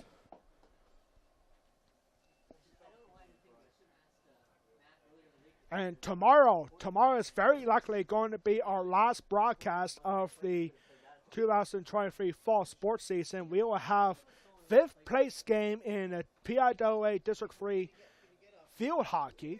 Going for fifth place tomorrow here at Mustang Stadium. The West Prairie Mustangs taking on the Newport Buffaloes, a rematch of the Perry County Championship game earlier this season, where the Mustangs beat the Buffaloes 3-0 in that game. And so we are very excited to have those two teams tomorrow. And you can catch that game live right here on the West Prairie Athletic Park YouTube channel. Game is set to start at 11 o'clock. What about another Perry County field hockey team? The Susquehanna Blackhawks. What a big turnaround for the Blackhawks this season. They only had 2 losses this year. One of them was against West Perry, but then the Susquehanna Blackhawks upsetting the number 2 seed West Prairie Mustangs in the quarterfinals in double overtime. 3-2 final there. And the Susquehanna Blackhawks later in the semifinals beating the defending state champion Bowling Springs Bubblers. Susquehanna Field Hockey is in the District 3 1A championship game tomorrow at Landis Field at Central Dauphin Middle School against the top seed Ole Valley. So best of luck to Susquehanna, already punching her ticket into the District 3 championship game in Class 1A field hockey. Win or lose tomorrow, Susquehanna is going to be hosting a first-round state playoff game next Tuesday. Congratulations to Susquehanna Blackhawks. Newport and West Prairie field hockey tomorrow at 11 o'clock here at Mustang Stadium. You can catch that game live on the West Prairie Athletic Park YouTube channel with yours truly on the call. West Prairie and Newport already punching their ticket to the state playoffs. The top 7 teams qualify for that. And Eastern Lemon County and Enfield Cleona going for 7th place, that final spot into the state playoffs tomorrow morning as well. So here we go. We'll be right back in less than a minute for the start of the third quarter. Actually, here's our trivia question of the game again. This is the second time that Bermudian Springs faces a Perry County program in the District 3 football playoffs. When was the first time, and who did the Eagles face? It was back in 2012 against Susquehanna in a 2A quarterfinal matchup when the Eagles beat the Blackhawks 42-7 back in 2012. West Prairie, similarly, has never lost a District 3 playoff game against a team out of York County. They are 2-0 all time in that. So we are set, ready to go. We'll be right back in just a minute for the start of the third quarter.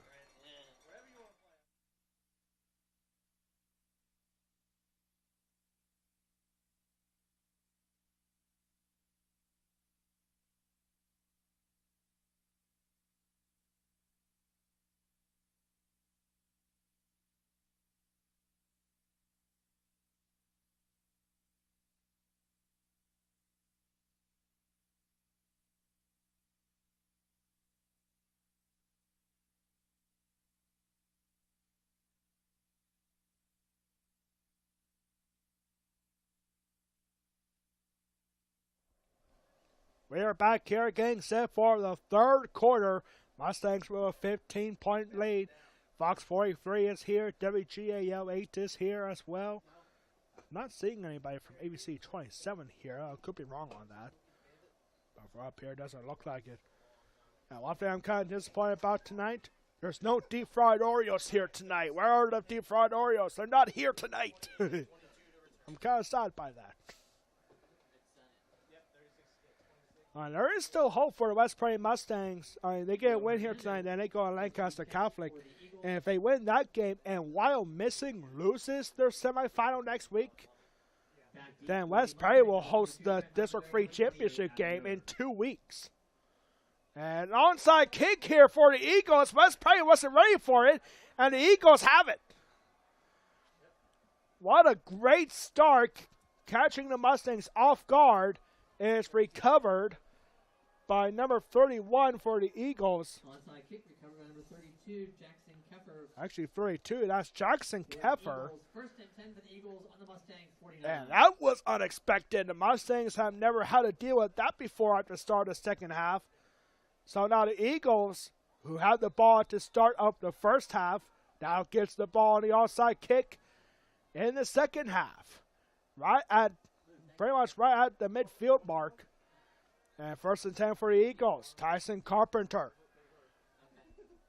Carpenter hand off to 28, Niall Lua. And Lua's got to get a couple of yards. You really have to give the Bermudian Springs Eagles credit here, ladies and gentlemen. This is a team that really hasn't done a whole lot. They're in the York Adams League, and they dominated to a championship tie, a division championship tie with Littlestown. Littlestown beat Bermudian Springs last week in the regular season finale. But now you got the Eagles here, who are currently on a 5-game losing streak in the District 3 playoffs. And now they are having a good battle here, so far away from home, here at Mustang Stadium. That was Tyler Staub with the 5-yard. It's third down already here. Seems like it's been a quick drive already.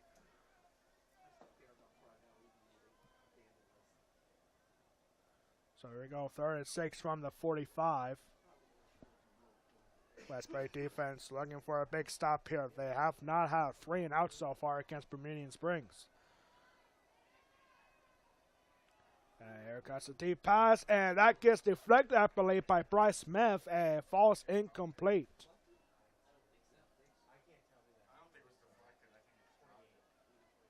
Carpenter's pass intended for number 28. Intended target was Leo Lua. 4th and 6 for the Eagles. Yeah, I don't know. For me, it looked like it got deflected, but either way, it's incomplete. Punt for the Eagles, number 13, Jack Gouch. And the Eagles are going to punt 12, on 3 and out for the first time in this game. And ball deep, looking for Bryce Smith. It's got to take a hop inside the 15-yard line, and it will roll up to the 13-yard line, and the Mustangs will make quick work. They did not get the ball to start the second half like they were supposed to, but they get the ball back quick anyway. Down by the Eagles. It'll set up 1st and 10 for the Mustangs. On their own 14. One thing's for sure, if the West Prairie Mustangs can find a way to score on this drive, it will be very difficult for the Eagles to bounce back in this game. Because remember, in football, there is no consolations. It's win or go home every single week from here on out. Marcus Quaker. Brad Hockenberry in the backfield, and Hockenberry's got to go up the middle, and he'll get close to the 20, up to the 18-yard line. 2nd down cut off for the Mustangs. It hasn't been pretty for Marcus Quaker in the first half. 2 interceptions. Excuse me, 1 interception in the first half. Marcus Quaker has been having a rough time as of late with these interceptions. He has thrown 5 in each of the last 5 games. 1 in each of the last 5 games, to be exact. Here's a right here for Brian Hagenberry. Hagenberry finds a hole. He has a big run up to the 37-yard line, and it's first and 10 for the Mustangs. Middle, finally tackled by number 14, Lane Hubbard. for the Lane Eagles. Hubbard First on the and 10 stop. for the Mustangs. Brian Hagenberry became a big rushing guy in the second half of the season. And Quaker going down deep for Bryce Smith, and that is going to be out of reach. Last week, very excited to announce that. Actually, hold on everything. We've got another entry here for the Mustangs. Last week, in a game against Steel High, Marcus Quaker had a big play to sell first and goal, finding Bryce Smith wide open. And he was stopped right at the 2-yard line. And that call that I had has made it to the STAA Calls of the Week program that they have. STAA stands for Sportscasters Talent Agency of America. They help sportscasters like me to find jobs in higher markets, and they do this segment every week for Calls of the Week, highlighting best calls for sportscasters throughout the entire country. And I was honored to be one of 10 called last week. It was the third time in my career at West Prairie. First time for football. First time was last year when West Prairie Wrestling finally beat Boiling Springs. And then last spring when Taylor Lufer in the Prairie County softball tournament had a great double play that was called by me on the Prairie County Talk Sports Zone Facebook page. So, very happy about that. Thank you, Marcus Quaker and Bryce Smith, for having that play and having me call it. Marcus Quaker's got to have a big run, and Quaker's got to get up to the 50, and this will be a first down for Marcus Quaker again. Just shy of midfield, up to the Mustangs 49.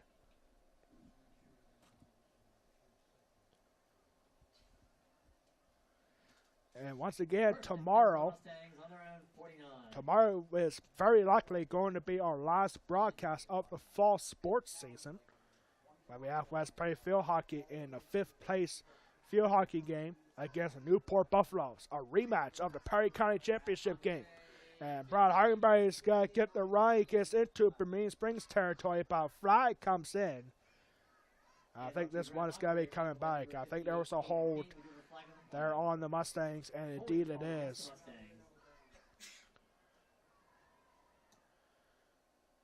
So mark it 10 yards from the spot of the foul. And it's actually right at the line of scrimmage, so 10 yards from there. It's going to make it first down and 20. So first and 20 coming up after that holding penalty. That was the first holding penalty against West Perry in this game. They have had some trouble with that, but it's first and 20 now. Quaker looking for a screen, finds Hagenberry, blockers up front, but he gets tripped up right at the 40, and it's a 1-yard gain. And off to Brad Hagenberry. Braden Heller on the stop. It will be second and 19. It's a 1-yard gain, second and 19 coming up for West Perry.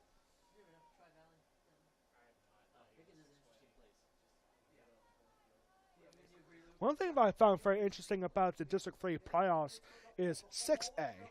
There's no buys, but nobody in 6A is playing tonight. The 6A playoffs start next week, which is kind of weird, but hey, like top 8 teams qualify for a 6A playoffs, and each of them gets a bye. Marcus Quaker on the keeper, and he'll get nothing that time. It's 3rd and 19 now. 3rd and 19 for the Mustangs. One of the rare times that Marcus Quaker has been stopped for no gain. Yes, there was. I remember that. It was very controversial, wasn't it? After the game last week against Steel High, I made contact with Alex Irby. Like when I said I'm committing to the U.S. Naval Academy to play Division I football there. And Alex Irby later made a post on Twitter talking to Marcus Quaker, and he said he was a great guy to work with, to play against last week. And a big words of encouragement from Alex Irby, the all-time best quarterback in Pennsylvania history. This ball gets batted down looking for Bryce Smith. And gets knocked down. Alex Erpy telling Marcus Quaker on Twitter, good luck, go win a state championship. Even though I just killed, like, pretty much Alex Erpy was just saying, like, even though I just destroyed you, but he's still a great guy to play against. Well, there's no doubt that Marcus Quaker is a great quarterback. He just got another college scholarship offer last week for Shippensburg University, great school. I have the Pennsylvania State Athletic Conference. Last summer, Marcus Quaker got a scholarship offer for Division I University of Pennsylvania. And there's a penalty on the Mustangs, and it will not matter. It gets declined, and it's got to be 4th down. Illegal forward pass called against the Mustangs. It's a legal forward pass call against Marcus Quaker. That penalty also incurs loss of down. So 1 yard run and a 5 yard penalty and the loss of down. So it's 4th down, and the Mustangs are going to punt. 24 for the Mustangs. Marcus Quaker sent to punt for the Mustangs.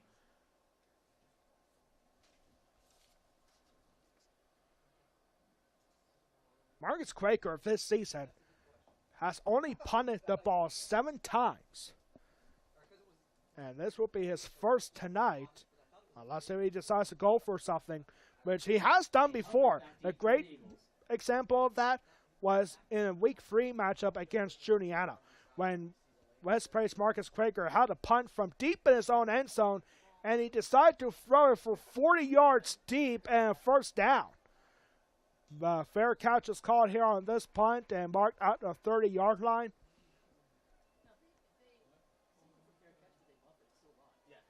Now, that's one thing we rarely see here at Mustang Stadium, a fair catch.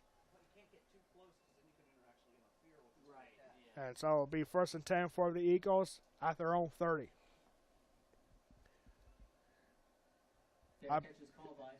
I'm sure there are a lot of West Prairie fans here that are saying this game is a lot closer than they expected. And I'm sure Bermudian Springs fans feel the same way. This is still a close game, only a 15-point.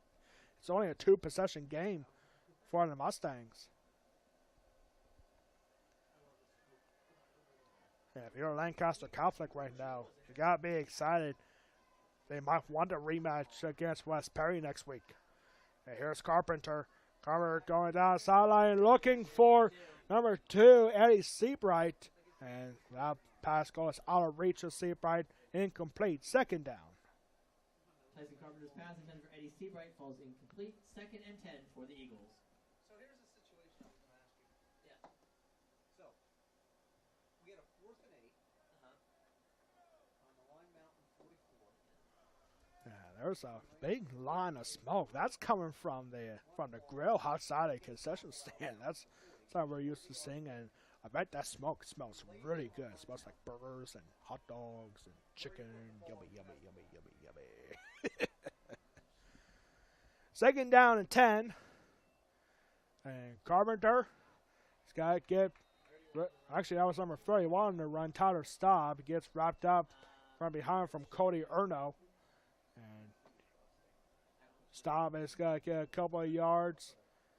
It's got to be 3rd down. That was actually Jack Gouch on the run. Tackle number 42, Jensen Hockenberry Folk for the Mustangs. 3rd and 7 for the Eagles. It's a 3-yard gain. 3rd and 7 coming out for the Eagles. What you think about that one? Well, thinking off the top of my head, I would think the defense still got the ball then because it was. There goes a big run here for Eddie Seabright. Seabright is just going again now for a 1st down past the 40-yard line. It's an 8-yard gain, 9-yard gain, and it's 1st down for the Eagles up to the 41-yard line. Hand off to number 2, Eddie Seabright. Somewhere deep in my brain, I knew that, but, I didn't. It is a cold night here. What do you expect on the 3rd day of November? 1st and 10 for the Eagles. It is solid 40 degrees right now here at Mustang Stadium. And under heavy pressure, Carpenter goes down. Jensen Hockenberry Folk with the sack, the first sack of the game for either team. Number 42, Jensen Hockenberry Folk. Jensen Hockenberry Folk brings down Tyson Carpenter. For a long second down coming up. It's a loss of 8 on the sack. It makes it 2nd and 18. If he would have had enough for the first down, then it would have been tacked on Right. at the end after that. Well, it's still tacked on to the end, but now it's he Going didn't get. against it's going against the other team. Yeah. So it's 1st and 10 from their own 25. So 2nd and 18 after the sack. 4 wide here for the Eagles. Carpenter, Scott got every pressure again. He'll go down again. Brad Hockenberry gets to Carpenter, and the second straight play, Carpenter is down. And it'll be 3rd down. Will now be 3rd and 23. It's a 5-yard sack for 3rd and 23 coming up. First Jensen Hockenberry, Funk, now Brad Hockenberry. Can the Mustangs make it 3 in a row? They have not done that this season. All right, 3 straight sacks. I mean, when was the last time that's ever happened for the Mustangs?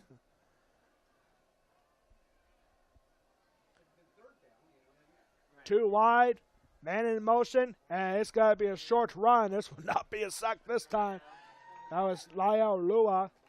And Lua's got to get a few yards, by nowhere near first down. It'll be 4th and long.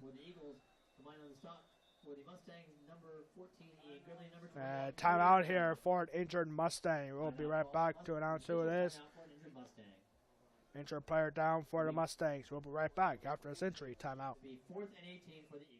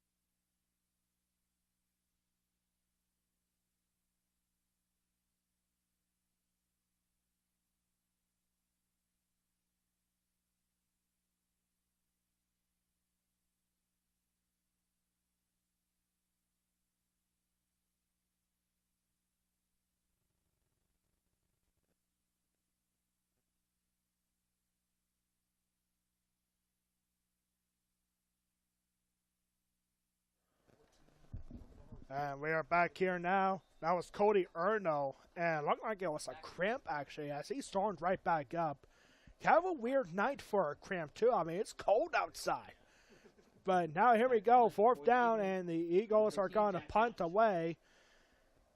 Punt this ball away to the Mustangs, and this will take a Bermudian Springs roll, and they're trying to push it forward. Yeah, good luck with that. It's going to be 1st down and 10 from the Mustangs 36.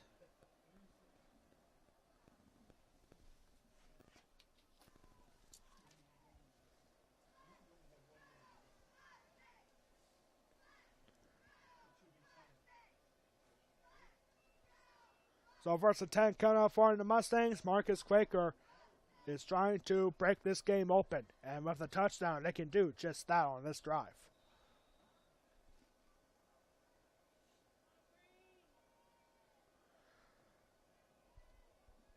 Marcus Quaker, 3 runners in motion. Hockenberry, Goodling, and Smith. Marcus Quaker looking for a deep throw in, Gooding up front, and he gets it, he drops it.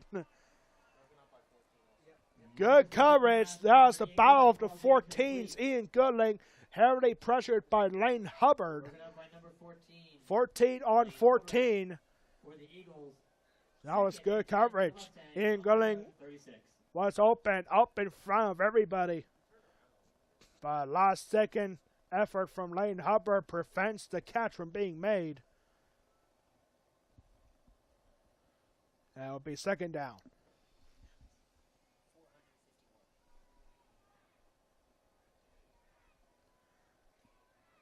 Ingling in motion, and Quaker's got to head off himself. He's got to get under heavy pressure. Quaker has got to run out of room, and this will go nowhere but back all the way inside the 30 and up to the down to the 27-yard line. Excuse me, 28-yard line. Just noticed that we have 450-some viewers watching right now on the West Bay Athletic Party YouTube channel. Thank you so much for tuning in to the PIAA District 3 AAA quarterfinal. I am Alex Wall, the Golden Pipes of West Bay Athletics, here for this District 3 matchup. Likely going to be the last home game of the season for the Mustangs, because the winner of this game will move on to Lancaster Catholic, the number 2 seed, next week in the District 3 AAA semifinals. Right now, Schuylkill Valley leading Littlestown. Whenever that game moves on to face Wyomissing next week. And we have a delay of game. This is a rare mistake on the Mustangs. That is the first delay of game on the Mustangs all season. 3rd and 24 for the Mustangs. That is an incredibly rare mistake for this program. And it's the first delay game of the year on the Mustang offense. So Quaker, and Quaker under heavy pressure again. He's going to go down at the 10-yard line. That was 3rd and 23, and now it's 4th and forever, and the Mustangs are going to punt. That was the first time Marcus Quaker gets sacked here tonight. He got sacked once last week against Steel High, but this is a quarterback that rarely gets sacked. And now Marcus Quaker has got to have to punt from his own end zone on 4th and 35. Pretty much a quarter mile. And Quaker, yeah, no surprise. He's got booming deep past the 50. Good kick for Marcus Quaker. And he gets out to the Bermudian Springs 47-yard line. Will be 1st and 10 for the Eagles on their own 47. Man, that was a 53-yard punt. I mean, he punted that from his own end zone. That's a good punt. About a quarter mile. No, not really. That's how much I know about measurements. 3:01 left to go. The Eagles, they're not out of it yet. It's a 2-possession game. Quick pass here to number 13. That's Jack Gouch. Zach Gouch. It'll be 2nd down into West Prairie territory up to the West Prairie 46. Stop by number 21, Cody Erno for the Mustangs. Cody Erno back in. That's a good sight to see. Had some cramping earlier today, which really is a weird night for that because it is cold. Like, yeah, we're used to seeing cramping in the beginning of the season when it's still hot outside. And now here's a run here for Eddie Seabright. And there's a penalty marker down right at the line of scrimmage. And off number 2, Eddie Seabright. Tackle by number 62, Caleb Cordell for the Mustangs. We do have a flag on the play. And Eddie Seabright, Holding call it against will the not Eagles. count. It will be a holding on the Eagles. Makes it 2nd and 13 coming up. Now, Mustangs have done a really good job in keeping Eddie Seabright quiet. I mean, this is a guy who had 12 rushing touchdowns this year. Leads the team in that category. Like, rushing-wise for Bermudian Springs, they only had 19 rushing touchdowns, and 12 of them from Eddie Seabright. And under heavy pressure, this is a forward pass, and it'll go incomplete. Quade Bowden and Brad Hockenberry got right up to Tyson Carpenter. Carpenter was a little slow to get up, and now the time was stopped to take an eye on Carpenter. You know, Tyson Carpenter got up. It's still an injury timeout. He was a little slow to get up. 3rd and 13 for the Eagles. And now another Eagles player is down, and it will be an injury timeout here for the Eagles, who will be right back in just a moment after this injury timeout. 3rd down coming up for the Eagles.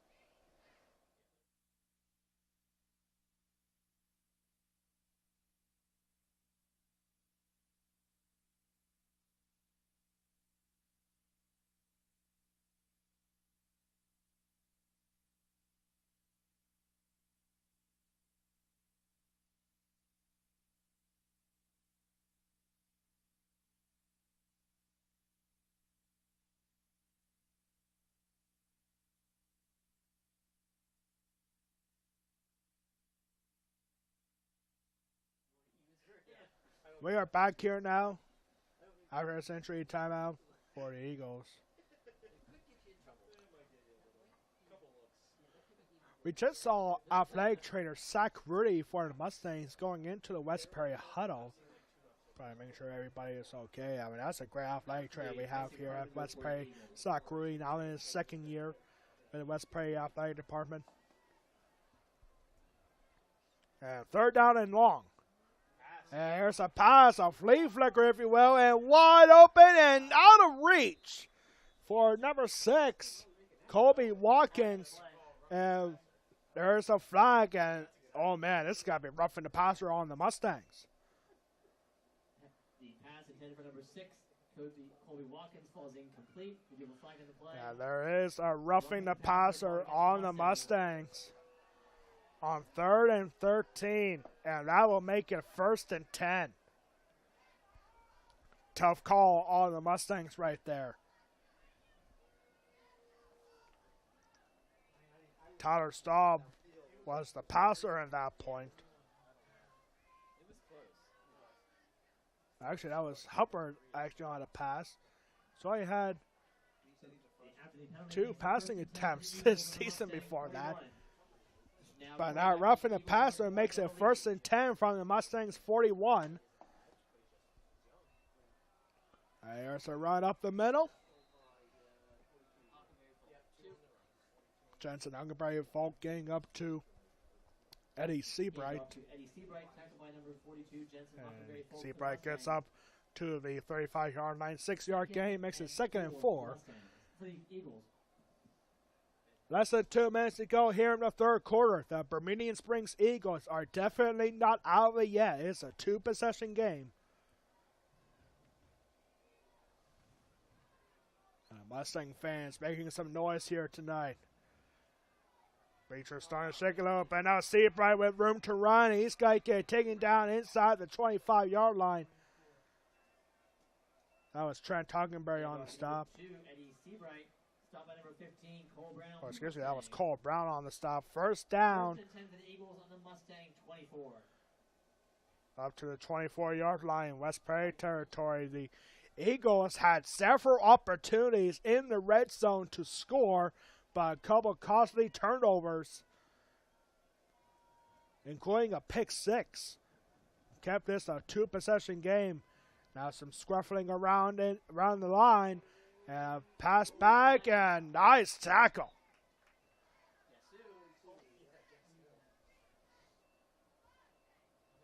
Cole Brown on the stop. Niall Lua. Actually, Jensen Hockenberry Falk again on the stop. He's been having a good defensive game so far for the Mustangs. 30 seconds to go here in the third quarter. And the Eagles are rolling another long drive here. We're used to seeing West Perry with the long drives, but they did not waste any time whatsoever. No scoring change here in the third quarter. High drive, and that's going to be intercepted in the end zone. Bryce Smith with the interception. Future Penn State 99 at Penn State Altoona baseball team is getting the interception and go down for a touchback. The Mustangs will have it at the 20.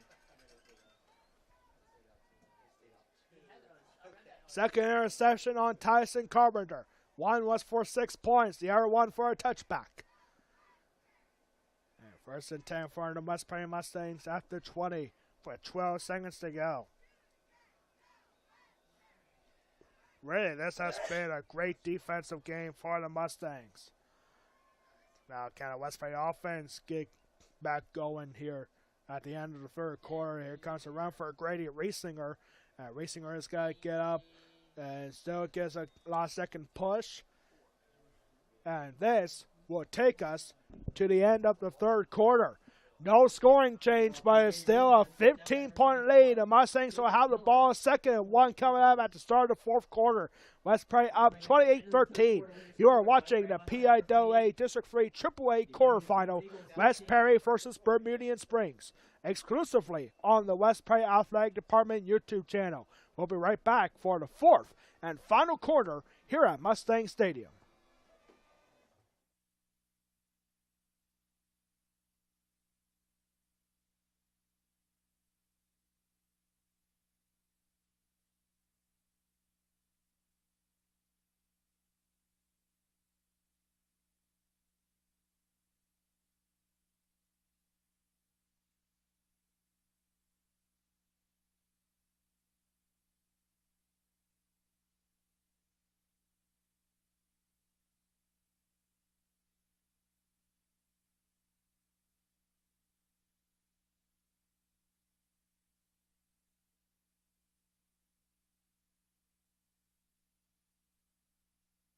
So we just got a couple of scoring updates throughout District 3. In the Upper District 3 AAA quarterfinal, Schuylkill Valley leads Lewistown 45-21 in the fourth quarter. So it looks like Schuylkill Valley is going to head on to the semifinals against Wyomissing next week. That could be a good semifinal between those two teams. Wyomissing and Schuylkill Valley, 1 versus 4 seed. But still 12 ways to go. Earlier today, it just wrapped up in Class 2A. The Trinity Shamrocks, a very quick game for them. But they won 21-3 against the Lone Catholic. Trinity is back in a District 3 2A championship game for the second straight year. So here we go with the Mustangs. First and 10. 32 and 59 on the tackle. 39.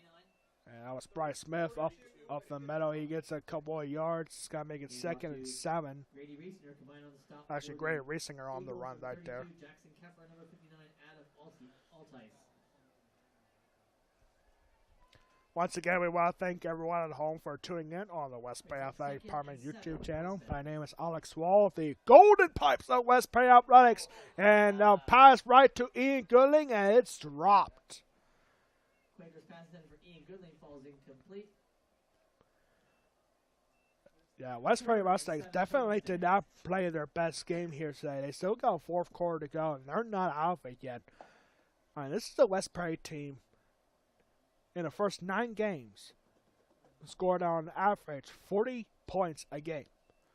And then they lost to Steel High last week. And it feels like West Prairie is still facing Steel High. But this is Bermudian Springs. All right, Bermudian Springs, this is a team that started 0-3. They started off the year, and the Mustangs and Coach Terrence Quaker has got to call a timeout. Bermudian Springs lost. They had 2 road games to start the year. They lost 35-7 at New Oxford, and then 21-14 they lost at Boiling Springs.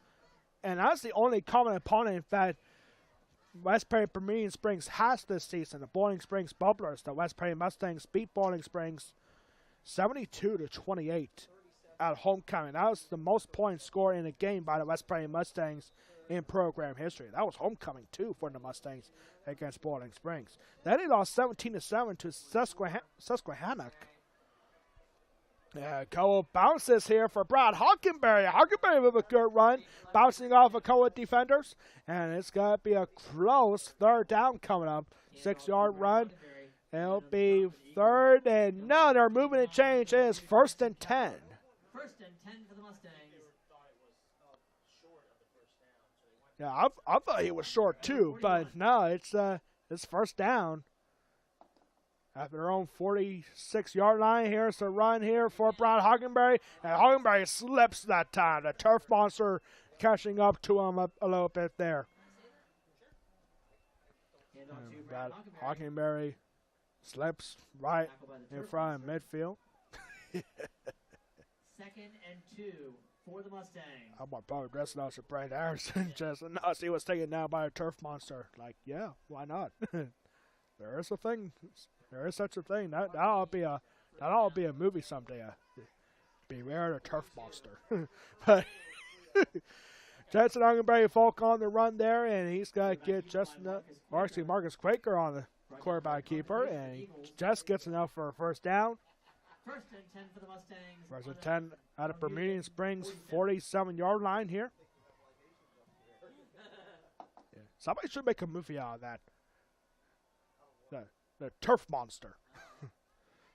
And Hockenberry not afraid of the turf monster this time. He's got a big gain, a hold of the jersey there, and he gets inside the 20, a big gain for Brad Hockenberry, and makes it 1st and 10 inside the 20. Brad Hockenberry finding a lot of room up the middle for the Mustangs. Finally brought down by number 32. Jackson Keffer, 1st and 10 for the Mustangs. On the Eagle 17. All the way to the Eagles 17-yard line. The Mustangs are rolling. But it has been a struggle for both these teams inside the red zone. And here's Grady Reesinger, explodes up the middle, and he's in! Touchdown, Mustangs! Grady Riesinger. Ball up the middle and finds the end zone for the Mustang touchdown. Grady Riesinger, his first rushing touchdown in a District 3 playoff game. And it's going to be a massive lead now for the Mustangs, with the point after coming from Ian Goodley.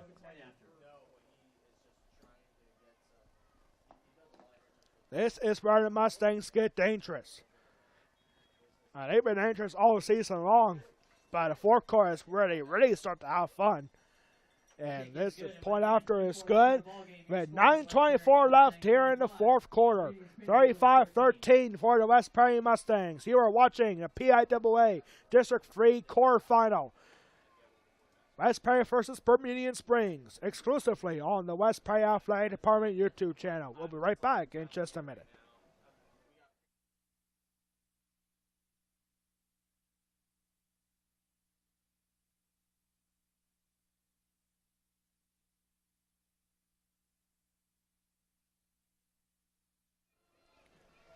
The West Prairie Mustangs are 9 minutes and 24 seconds away from making history tonight in more ways than one.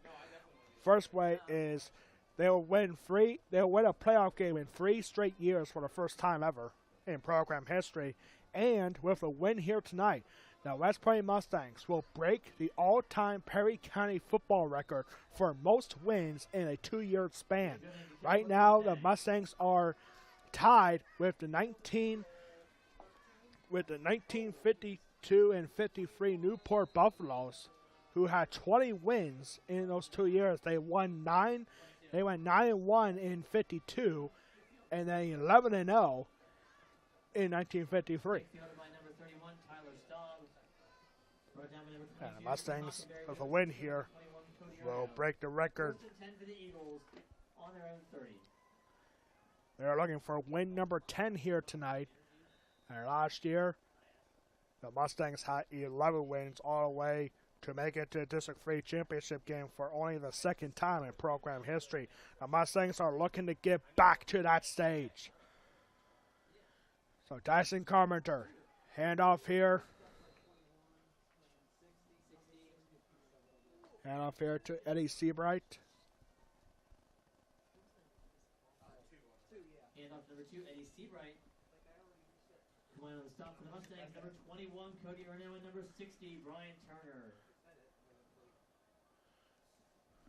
2nd and 7 for the Eagles. So the Mustangs the Eagles facing 2nd and 7. And Carpenter finds his target, Jack Gouch. And Gouch is going to get past the 40 up to the 43-yard line. 1st and 10 for the Eagles. Pass complete to Jack Gouch for the Eagles. Tackled by number 22, Trent Hockenberry for the Mustangs. It will be 1st and 10 for the Eagles on their own 43.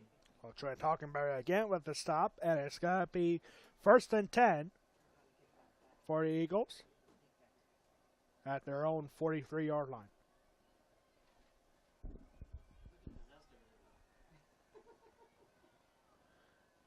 Carpenter to throw again. And he finds Jack Gouch again, and Gouch is going to get close to midfield. And it looks like it's a 5-yard gain. 2nd and 5 coming up for the Eagles. Pass complete number 14, Lane Hubbard. That was actually Lane Hubbard there on the receiving end for the Eagles. 2nd and 6 for the Eagles on their own 47. Time running out on Bermudian Springs, down by 22 points.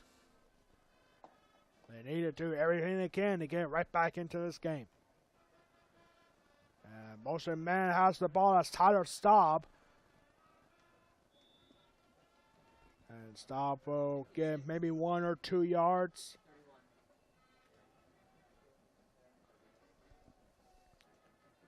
Carpenter hands off number 31, Tyler Staub. So Staub gets stopped right at midfield. As 3rd down and 3 coming up. 3rd and 3 for the Eagles on the 50.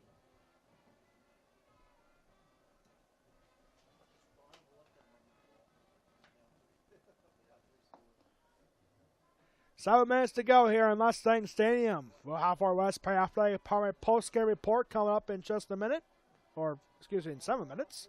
A long pass and caught. Bryce Smith on the stop, but not before the Eagles get a first down. Pass complete, number 28, Niall Lua. That was Niall Lua. And he gets inside. By Smith It gets to Westbury territory up to the Westbury 28. on the Mustang 28. Cut up in 6 minutes and 47 seconds. We'll have our Westbury Athletic Department postgame report.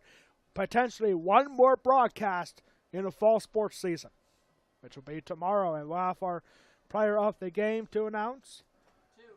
And here is one of those candidates, Eddie Seabright. And Seabright's going to get to the 20 and might just have enough for a first down. Looking at where the line judges are. And off to Eddie Seabright. And Seabright is inside 20, and now we have another Westbury Mustang player down. It'll be 3rd and 1 for the Eagles. Official timeout for an injured Mustang. So we have another entry here for the Mustangs. Zach Rudy coming back out. Westbury Athletic Trainer will be right back after this injury timeout.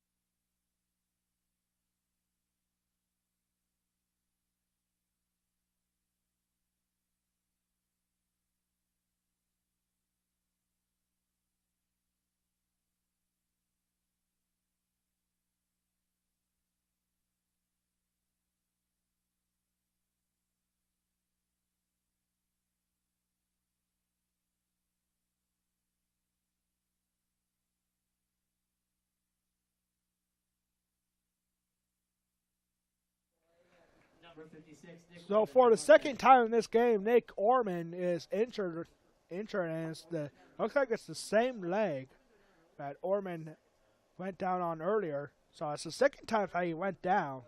He's being helped off the field. Now he put some weight on his leg, and that's a positive sign right there. Nick Orman, he was not a star a year ago. He was on a junior varsity team, but he's a big dude.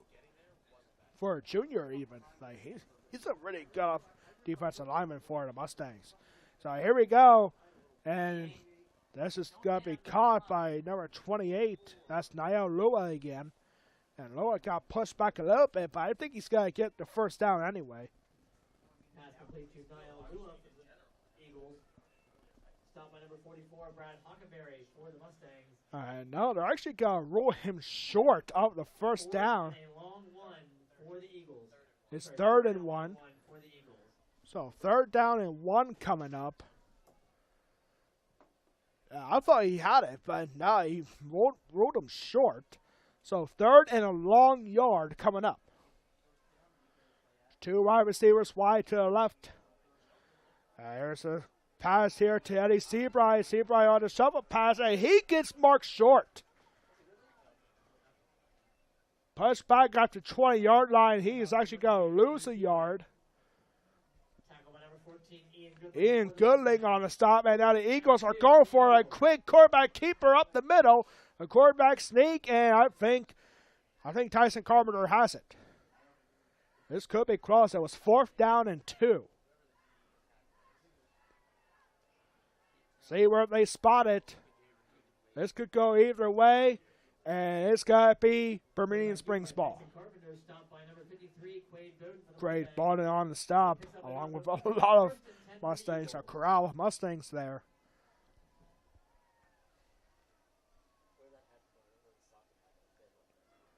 So 1st and 10 now from the 18. Bermudian Springs Eagles, they are not going to go down without a fight. And here's a handoff here to Staub. Staub is going to find the corner. He's got to get close to the 10. And it gets taken down by almost everybody. And it's going to be second down coming up. Coming up in 5 minutes and 10 seconds, we'll have our West Prairie Athletic Department post-game report. One more broadcast in the fall sports season, potentially. And our West Prairie Athletic Department player of the game. And what's coming up next for the West Prairie Mustangs? Should this score hold up? I think it's going to. But the Eagles, they're not going down easy. And that was Seabright again. Seabright has been kept quiet all day. And now we have an injured Eagle. Yeah, that is Seabright. Eddie Seabright is down at the 10-yard line. 3rd and 2 for the Eagles. And it'll be 3rd and 2 coming up after this injury timeout for Eddie Seabright.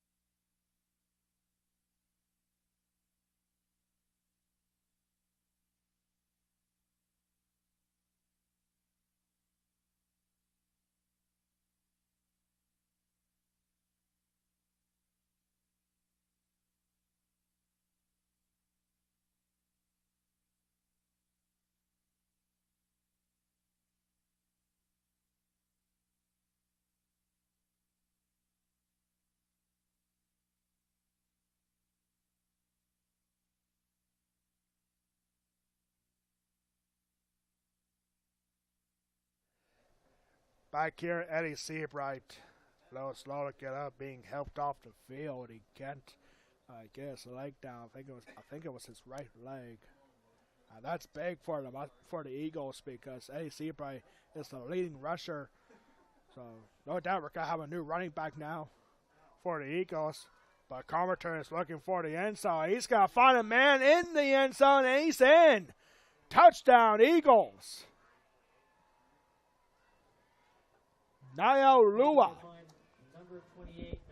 Niall Lua with the reception right off the lower corner of the end zone, and it's good for 6.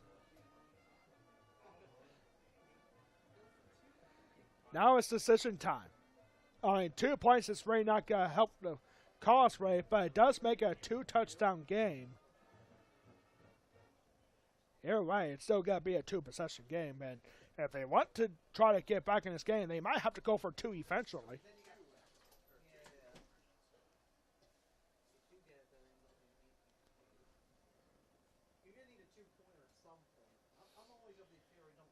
Yeah, like if I was Bermudian Springs, I would go for 2 right now. But see what this formation looks like. I think they are going to go for 2 here. Yep. No kicker, so they are going for 2 here to try to make this a 2-touchdown game. And a fake snap back and a wide open man down the middle of the end zone. It's good for 2. Niall Lua, who scored a touchdown, gets the 2 points as well. And it's now a 14-point game. This game is not over yet, but you can assume that Bermudian Springs is going to go for an onside kick here. Bermudian Springs had an onside kick at the very beginning of the second half, at the opening kickoff of the 3rd quarter. So let's see if the Mustangs might be expecting that here again. Is the fight song for Bermudian Springs similar to the Penn State fight song? Sounds like that's what they're playing. Penn State Nittany Lions tomorrow, ranked 11th somehow in the college football playoff rankings. Is at Maryland tomorrow for a 3:30 kickoff. Penn State Nittany Lions against the Maryland Terrapins. It's a big game for, Penn State. They're only an 8-point favorite tomorrow against Maryland, which is kind of surprising, really. But Maryland's not a bad team either. And an onside kick here. Time goes down, and I don't think it went to 10 yards, though. Or the West Prairie player touched it. Yeah, so the 10 yards doesn't matter because a West Perry player touched the ball and Bermudian Springs has it. You can see the Bermudian Springs student section on the other side of the field celebrating a little breakdancing action there. So here we go. There is still hope for the Bermudian Springs Eagles. They have all 3 timeouts left with 4:18 to go. A touchdown will make this a 1-possession game.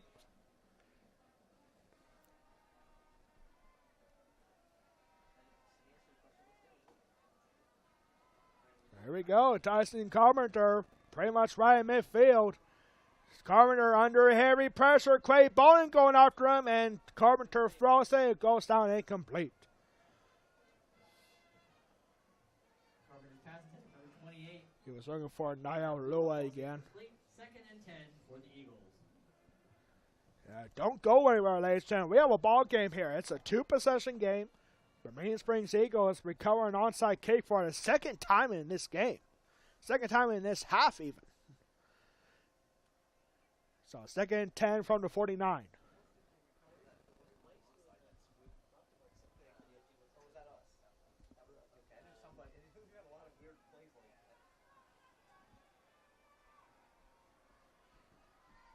Three wide here, 4 wide now for the Eagles. Carpenter, he's got room to run in front of him, and now he realizes that, but he gets wrapped up into West Perry territory, and he's got marked down at the 46-yard line in West Perry side.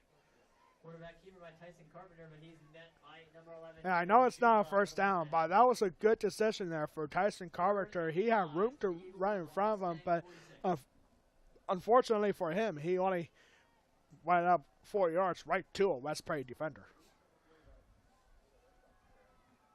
So it makes it 3rd down and 5. And Carpenter looking for somebody downfield. And he's got a throw and low throw and falls incomplete. And oh my goodness, there's another hit. This might be. There's might be roughing the passer, or unnecessary roughness. I think it's got to be on West Perry anyway. And it's not roughing the passer, but it is a personal foul on the Mustangs. Maybe a late hit, and that gives 15 yards and a 1st down. What a critical call. A critical penalty, I should say, on the Mustang defense. It's been fairly a clean game here tonight compared to last week for West Perry against Steel High. But now 1st and 10 from the 31.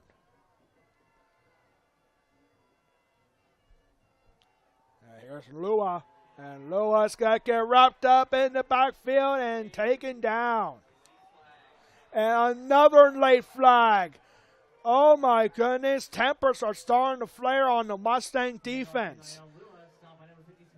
And Quay Bond grabbed the stop, late push. Trent Hockenberry losing his cool right there. West Perry team starts trying to calm him down. That was on Trent Hockenberry. And that's another 15 yards. And now the Eagles have it at the 20-yard line. Yeah, in this late in the game in a quarterfinal, win or go home, you cannot lose your cool. And now here's a throw, and open and incomplete. Trent Hockenberry, good coverage. Looking after Tyler Staub. And falls incomplete. 2nd and 10 from the 20 coming up. Tyler Staub falls incomplete. 2nd and 10 for the Eagles. One thing's for sure, for a West Perry defense, you do not want to be like Steel High a week ago. Steel High defense, they had some big penalties. One player even got ejected from the game last week.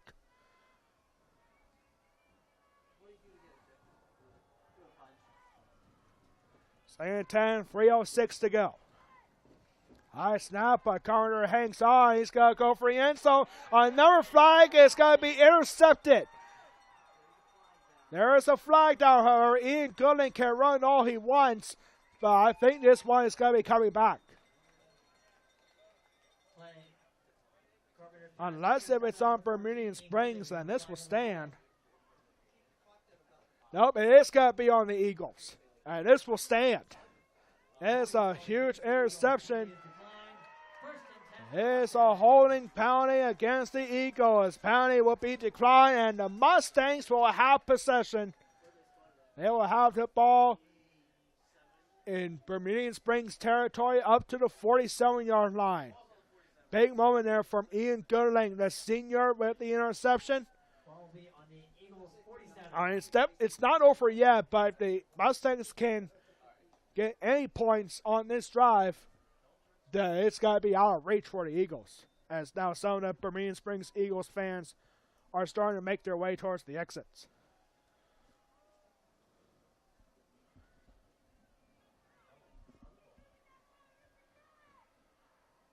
And Quaker is going to look to throw. He's got to get under pressure. Quaker looking to run. He got to block up the middle, up the sideline there. And he gets a couple of yards. It's got to be second down from the 44. Forced out by number 13, Jack Gouch. Jack Gouch getting to Second and 6 for Marky Quaker.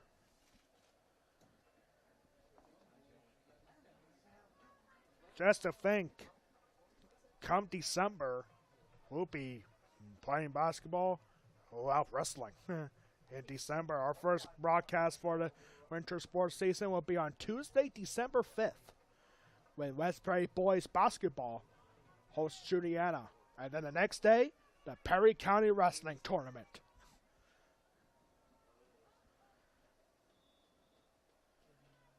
One thing that's very exciting for West Prairie Athletics coming up this winter. Like last year, we started a new bocce ball team.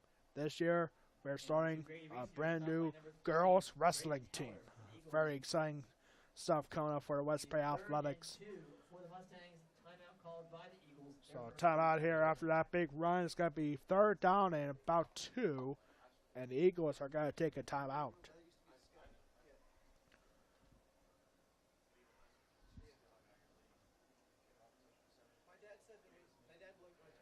Once again, winner of this game moves on to the semifinals, where they will travel to the number 2 seed Lancaster Catholic Crusaders. The Crusaders 9-1. The top 3 teams, West Perry, Lancaster Catholic, and Wyomissing, 3-2-1, each with a 9-1 record. Wyomissing, the top seed, their only loss was against Cocalico, who won a District 3 championship in 5A a year ago.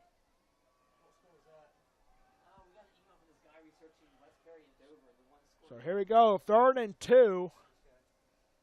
Mustangs can probably ice this game on this drive. And a run up the middle for Grady Riesinger. And he might be short.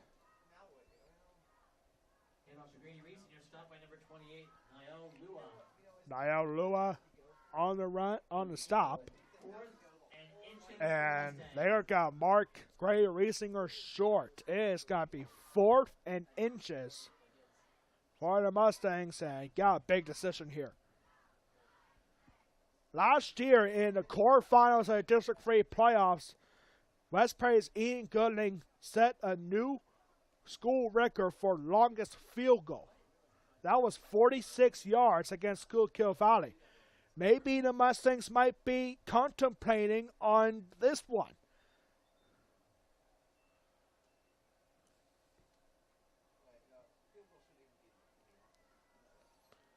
And let's see what they decide to go for here. And I think the offense is going to stay on the field.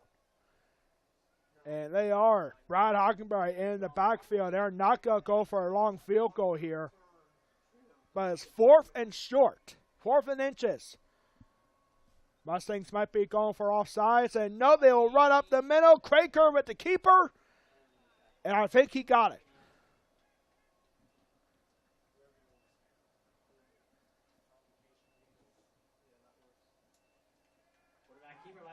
And Quaker just gets it out for a first down. Big run there, big play, good decision for Terrence Quaker and the West Prairie Mustangs. Terrence Quaker, the offensive coordinator. Good call for TJ. And here we go. 1st and 10. Front of Bermudian Springs, 37. Quaker, hang on, he's got blockers up front. Ian Gulling being one of them. Quaker's got to get inside the 10, and he's got to be marked out of bounds. Right at the 2-yard line. Or excuse me, right at the 1. It'll be 1st and goal with 1 minute 56 to go, and I think that will ice it here. The Eagles have 2 timeouts left, but if the Mustangs can get a touchdown, it could be all said and done with West Prairie football making history in 2 ways tonight.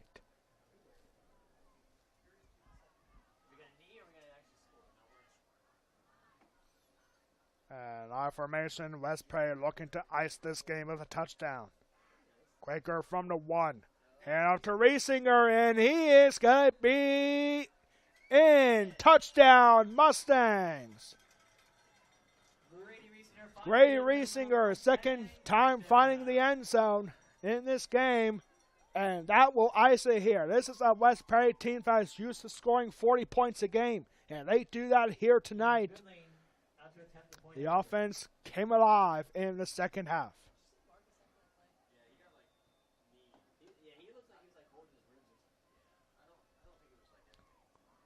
Marcus Quaker looked like he was a little bit slow to get up after that play, but he gets the snap and he holds it down, and extra point is good.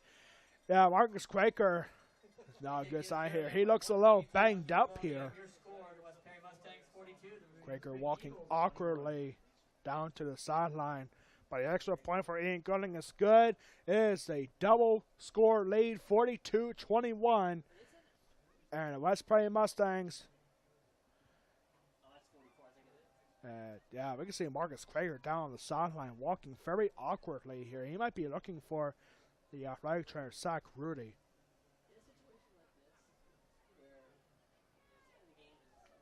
While the Mustangs are a minute 52 seconds away, and the Bermudian Springs Eagles fans are starting to make their way towards the exit.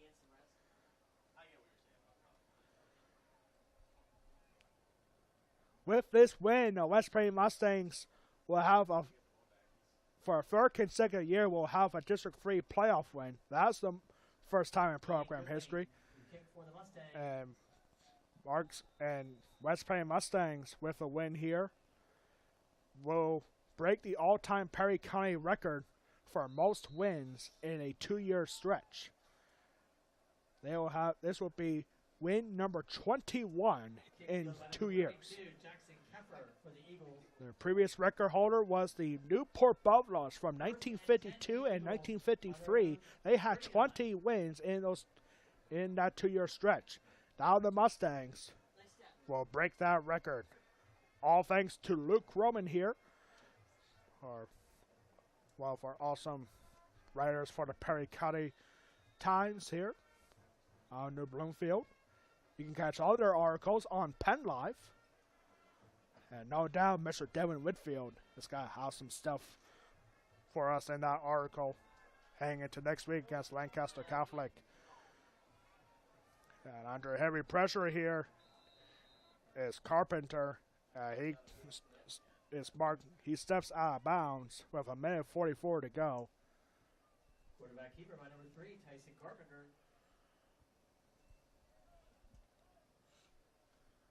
Gain of 7 on the play brings up 2nd and 3. This is the first ever playoff meeting between these 2 teams.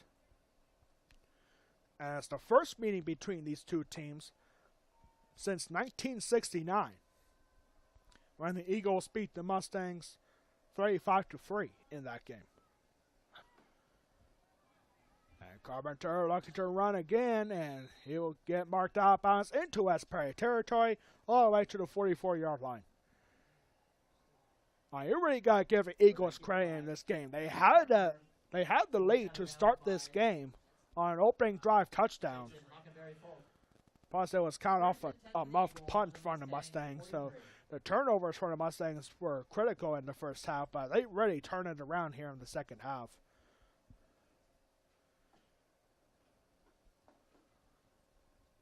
And this is the Bermudian Springs team that started 0-3 And then they get into the action in the York Adams League and dominate. They won 6 in a row before losing to Littlestown last week. And this is going to throw up, and this is going to be intercepted by Ian Goodling again. Ian Goodling again to the 50 into a big throw there. That is a definite foul on number 59. Carpenter's pass intercepted by number 14, Ian Goodling. Forced out of bounds by number 59, Adam Altice. Adam Altice throws Ian Goodling down out of bounds. That is a definite foul. And that is going to ice this game. It's a horse collar tackle. Horse collar tackle called against the Eagles. And that will wrap it up here at Mustangs and the West Plains Mustangs with the ball. 15 yards added to the end of that run. That will pretty much be all said and done for Bermudian Springs Eagles. The Eagles are going to finish the year 6-5. After the penalty, it is 1st and 10 for the Mustangs on the Eagles 33. A big win here for the Mustangs. This will be win number 11, win number 10. It'll be 10-1. Victory formation, a couple of kneel downs, and the Mustangs will set up a date with the Lancaster Catholic Crusaders for the 2nd straight year next Friday night in the District 3 semifinals. We'll have, in about 1 minute, we'll have final stats here for the West Plains Mustangs and Bermudian Springs Eagles in our post-game wrap-up report.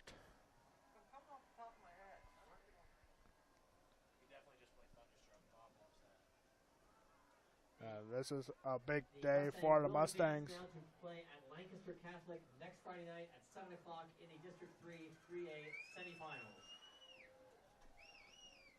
So a big win for the Mustangs. One more kneel down will wrap it up. As both teams are lined up for handshakes at midfield.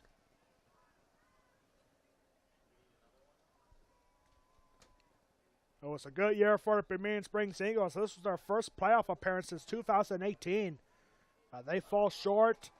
42-21 the final here. The West Plains Mustangs move on to the District 3 AAA semifinals in a rematch with Lancaster Catholic next week.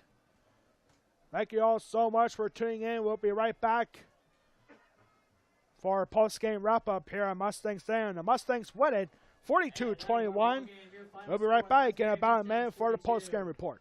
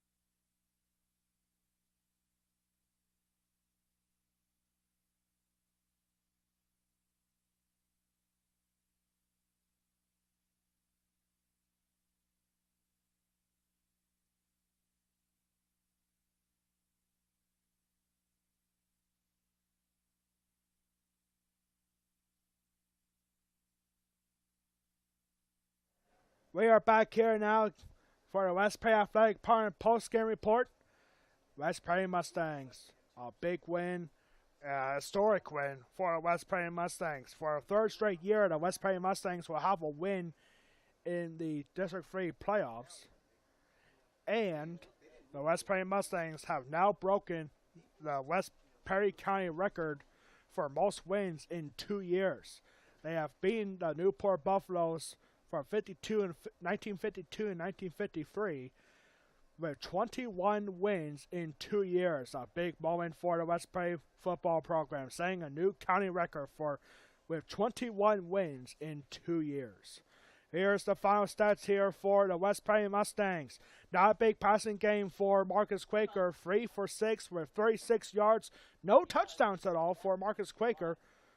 except for one on the ground. Marcus Quaker, 16 carries for 120 yards and a touchdown. Grady Racing had a big day today too. 11 carries for 52 yards and 2 touchdowns. Ian Gulling only had 2 receptions for 37 yards. And Brad Hockenberry is our West Bay Athletic player of the game. 11 carries, 136 yards, and 2 touchdowns. Brad Hockenberry with a big game in the District 3 quarterfinal. And that is your West Bay Athletic player of the game, the junior Brad Hockenberry. Congratulations to the West Bay Mustangs. West Bay now sets up a date with the Lancaster Catholic Crusaders in the District 3 semifinals next week at Lancaster Catholic. And best luck to the Mustangs. Our Final 4 in the District 3 AAA. Number 1 seed, Wild Missing, taking on number 4 seed, Schuylkill Valley, who beat Lewistown earlier today.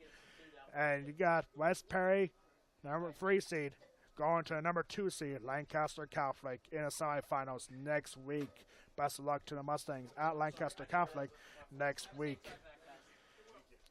Bermudian Springs Eagles out of the York Adams League finishes 6-5 overall.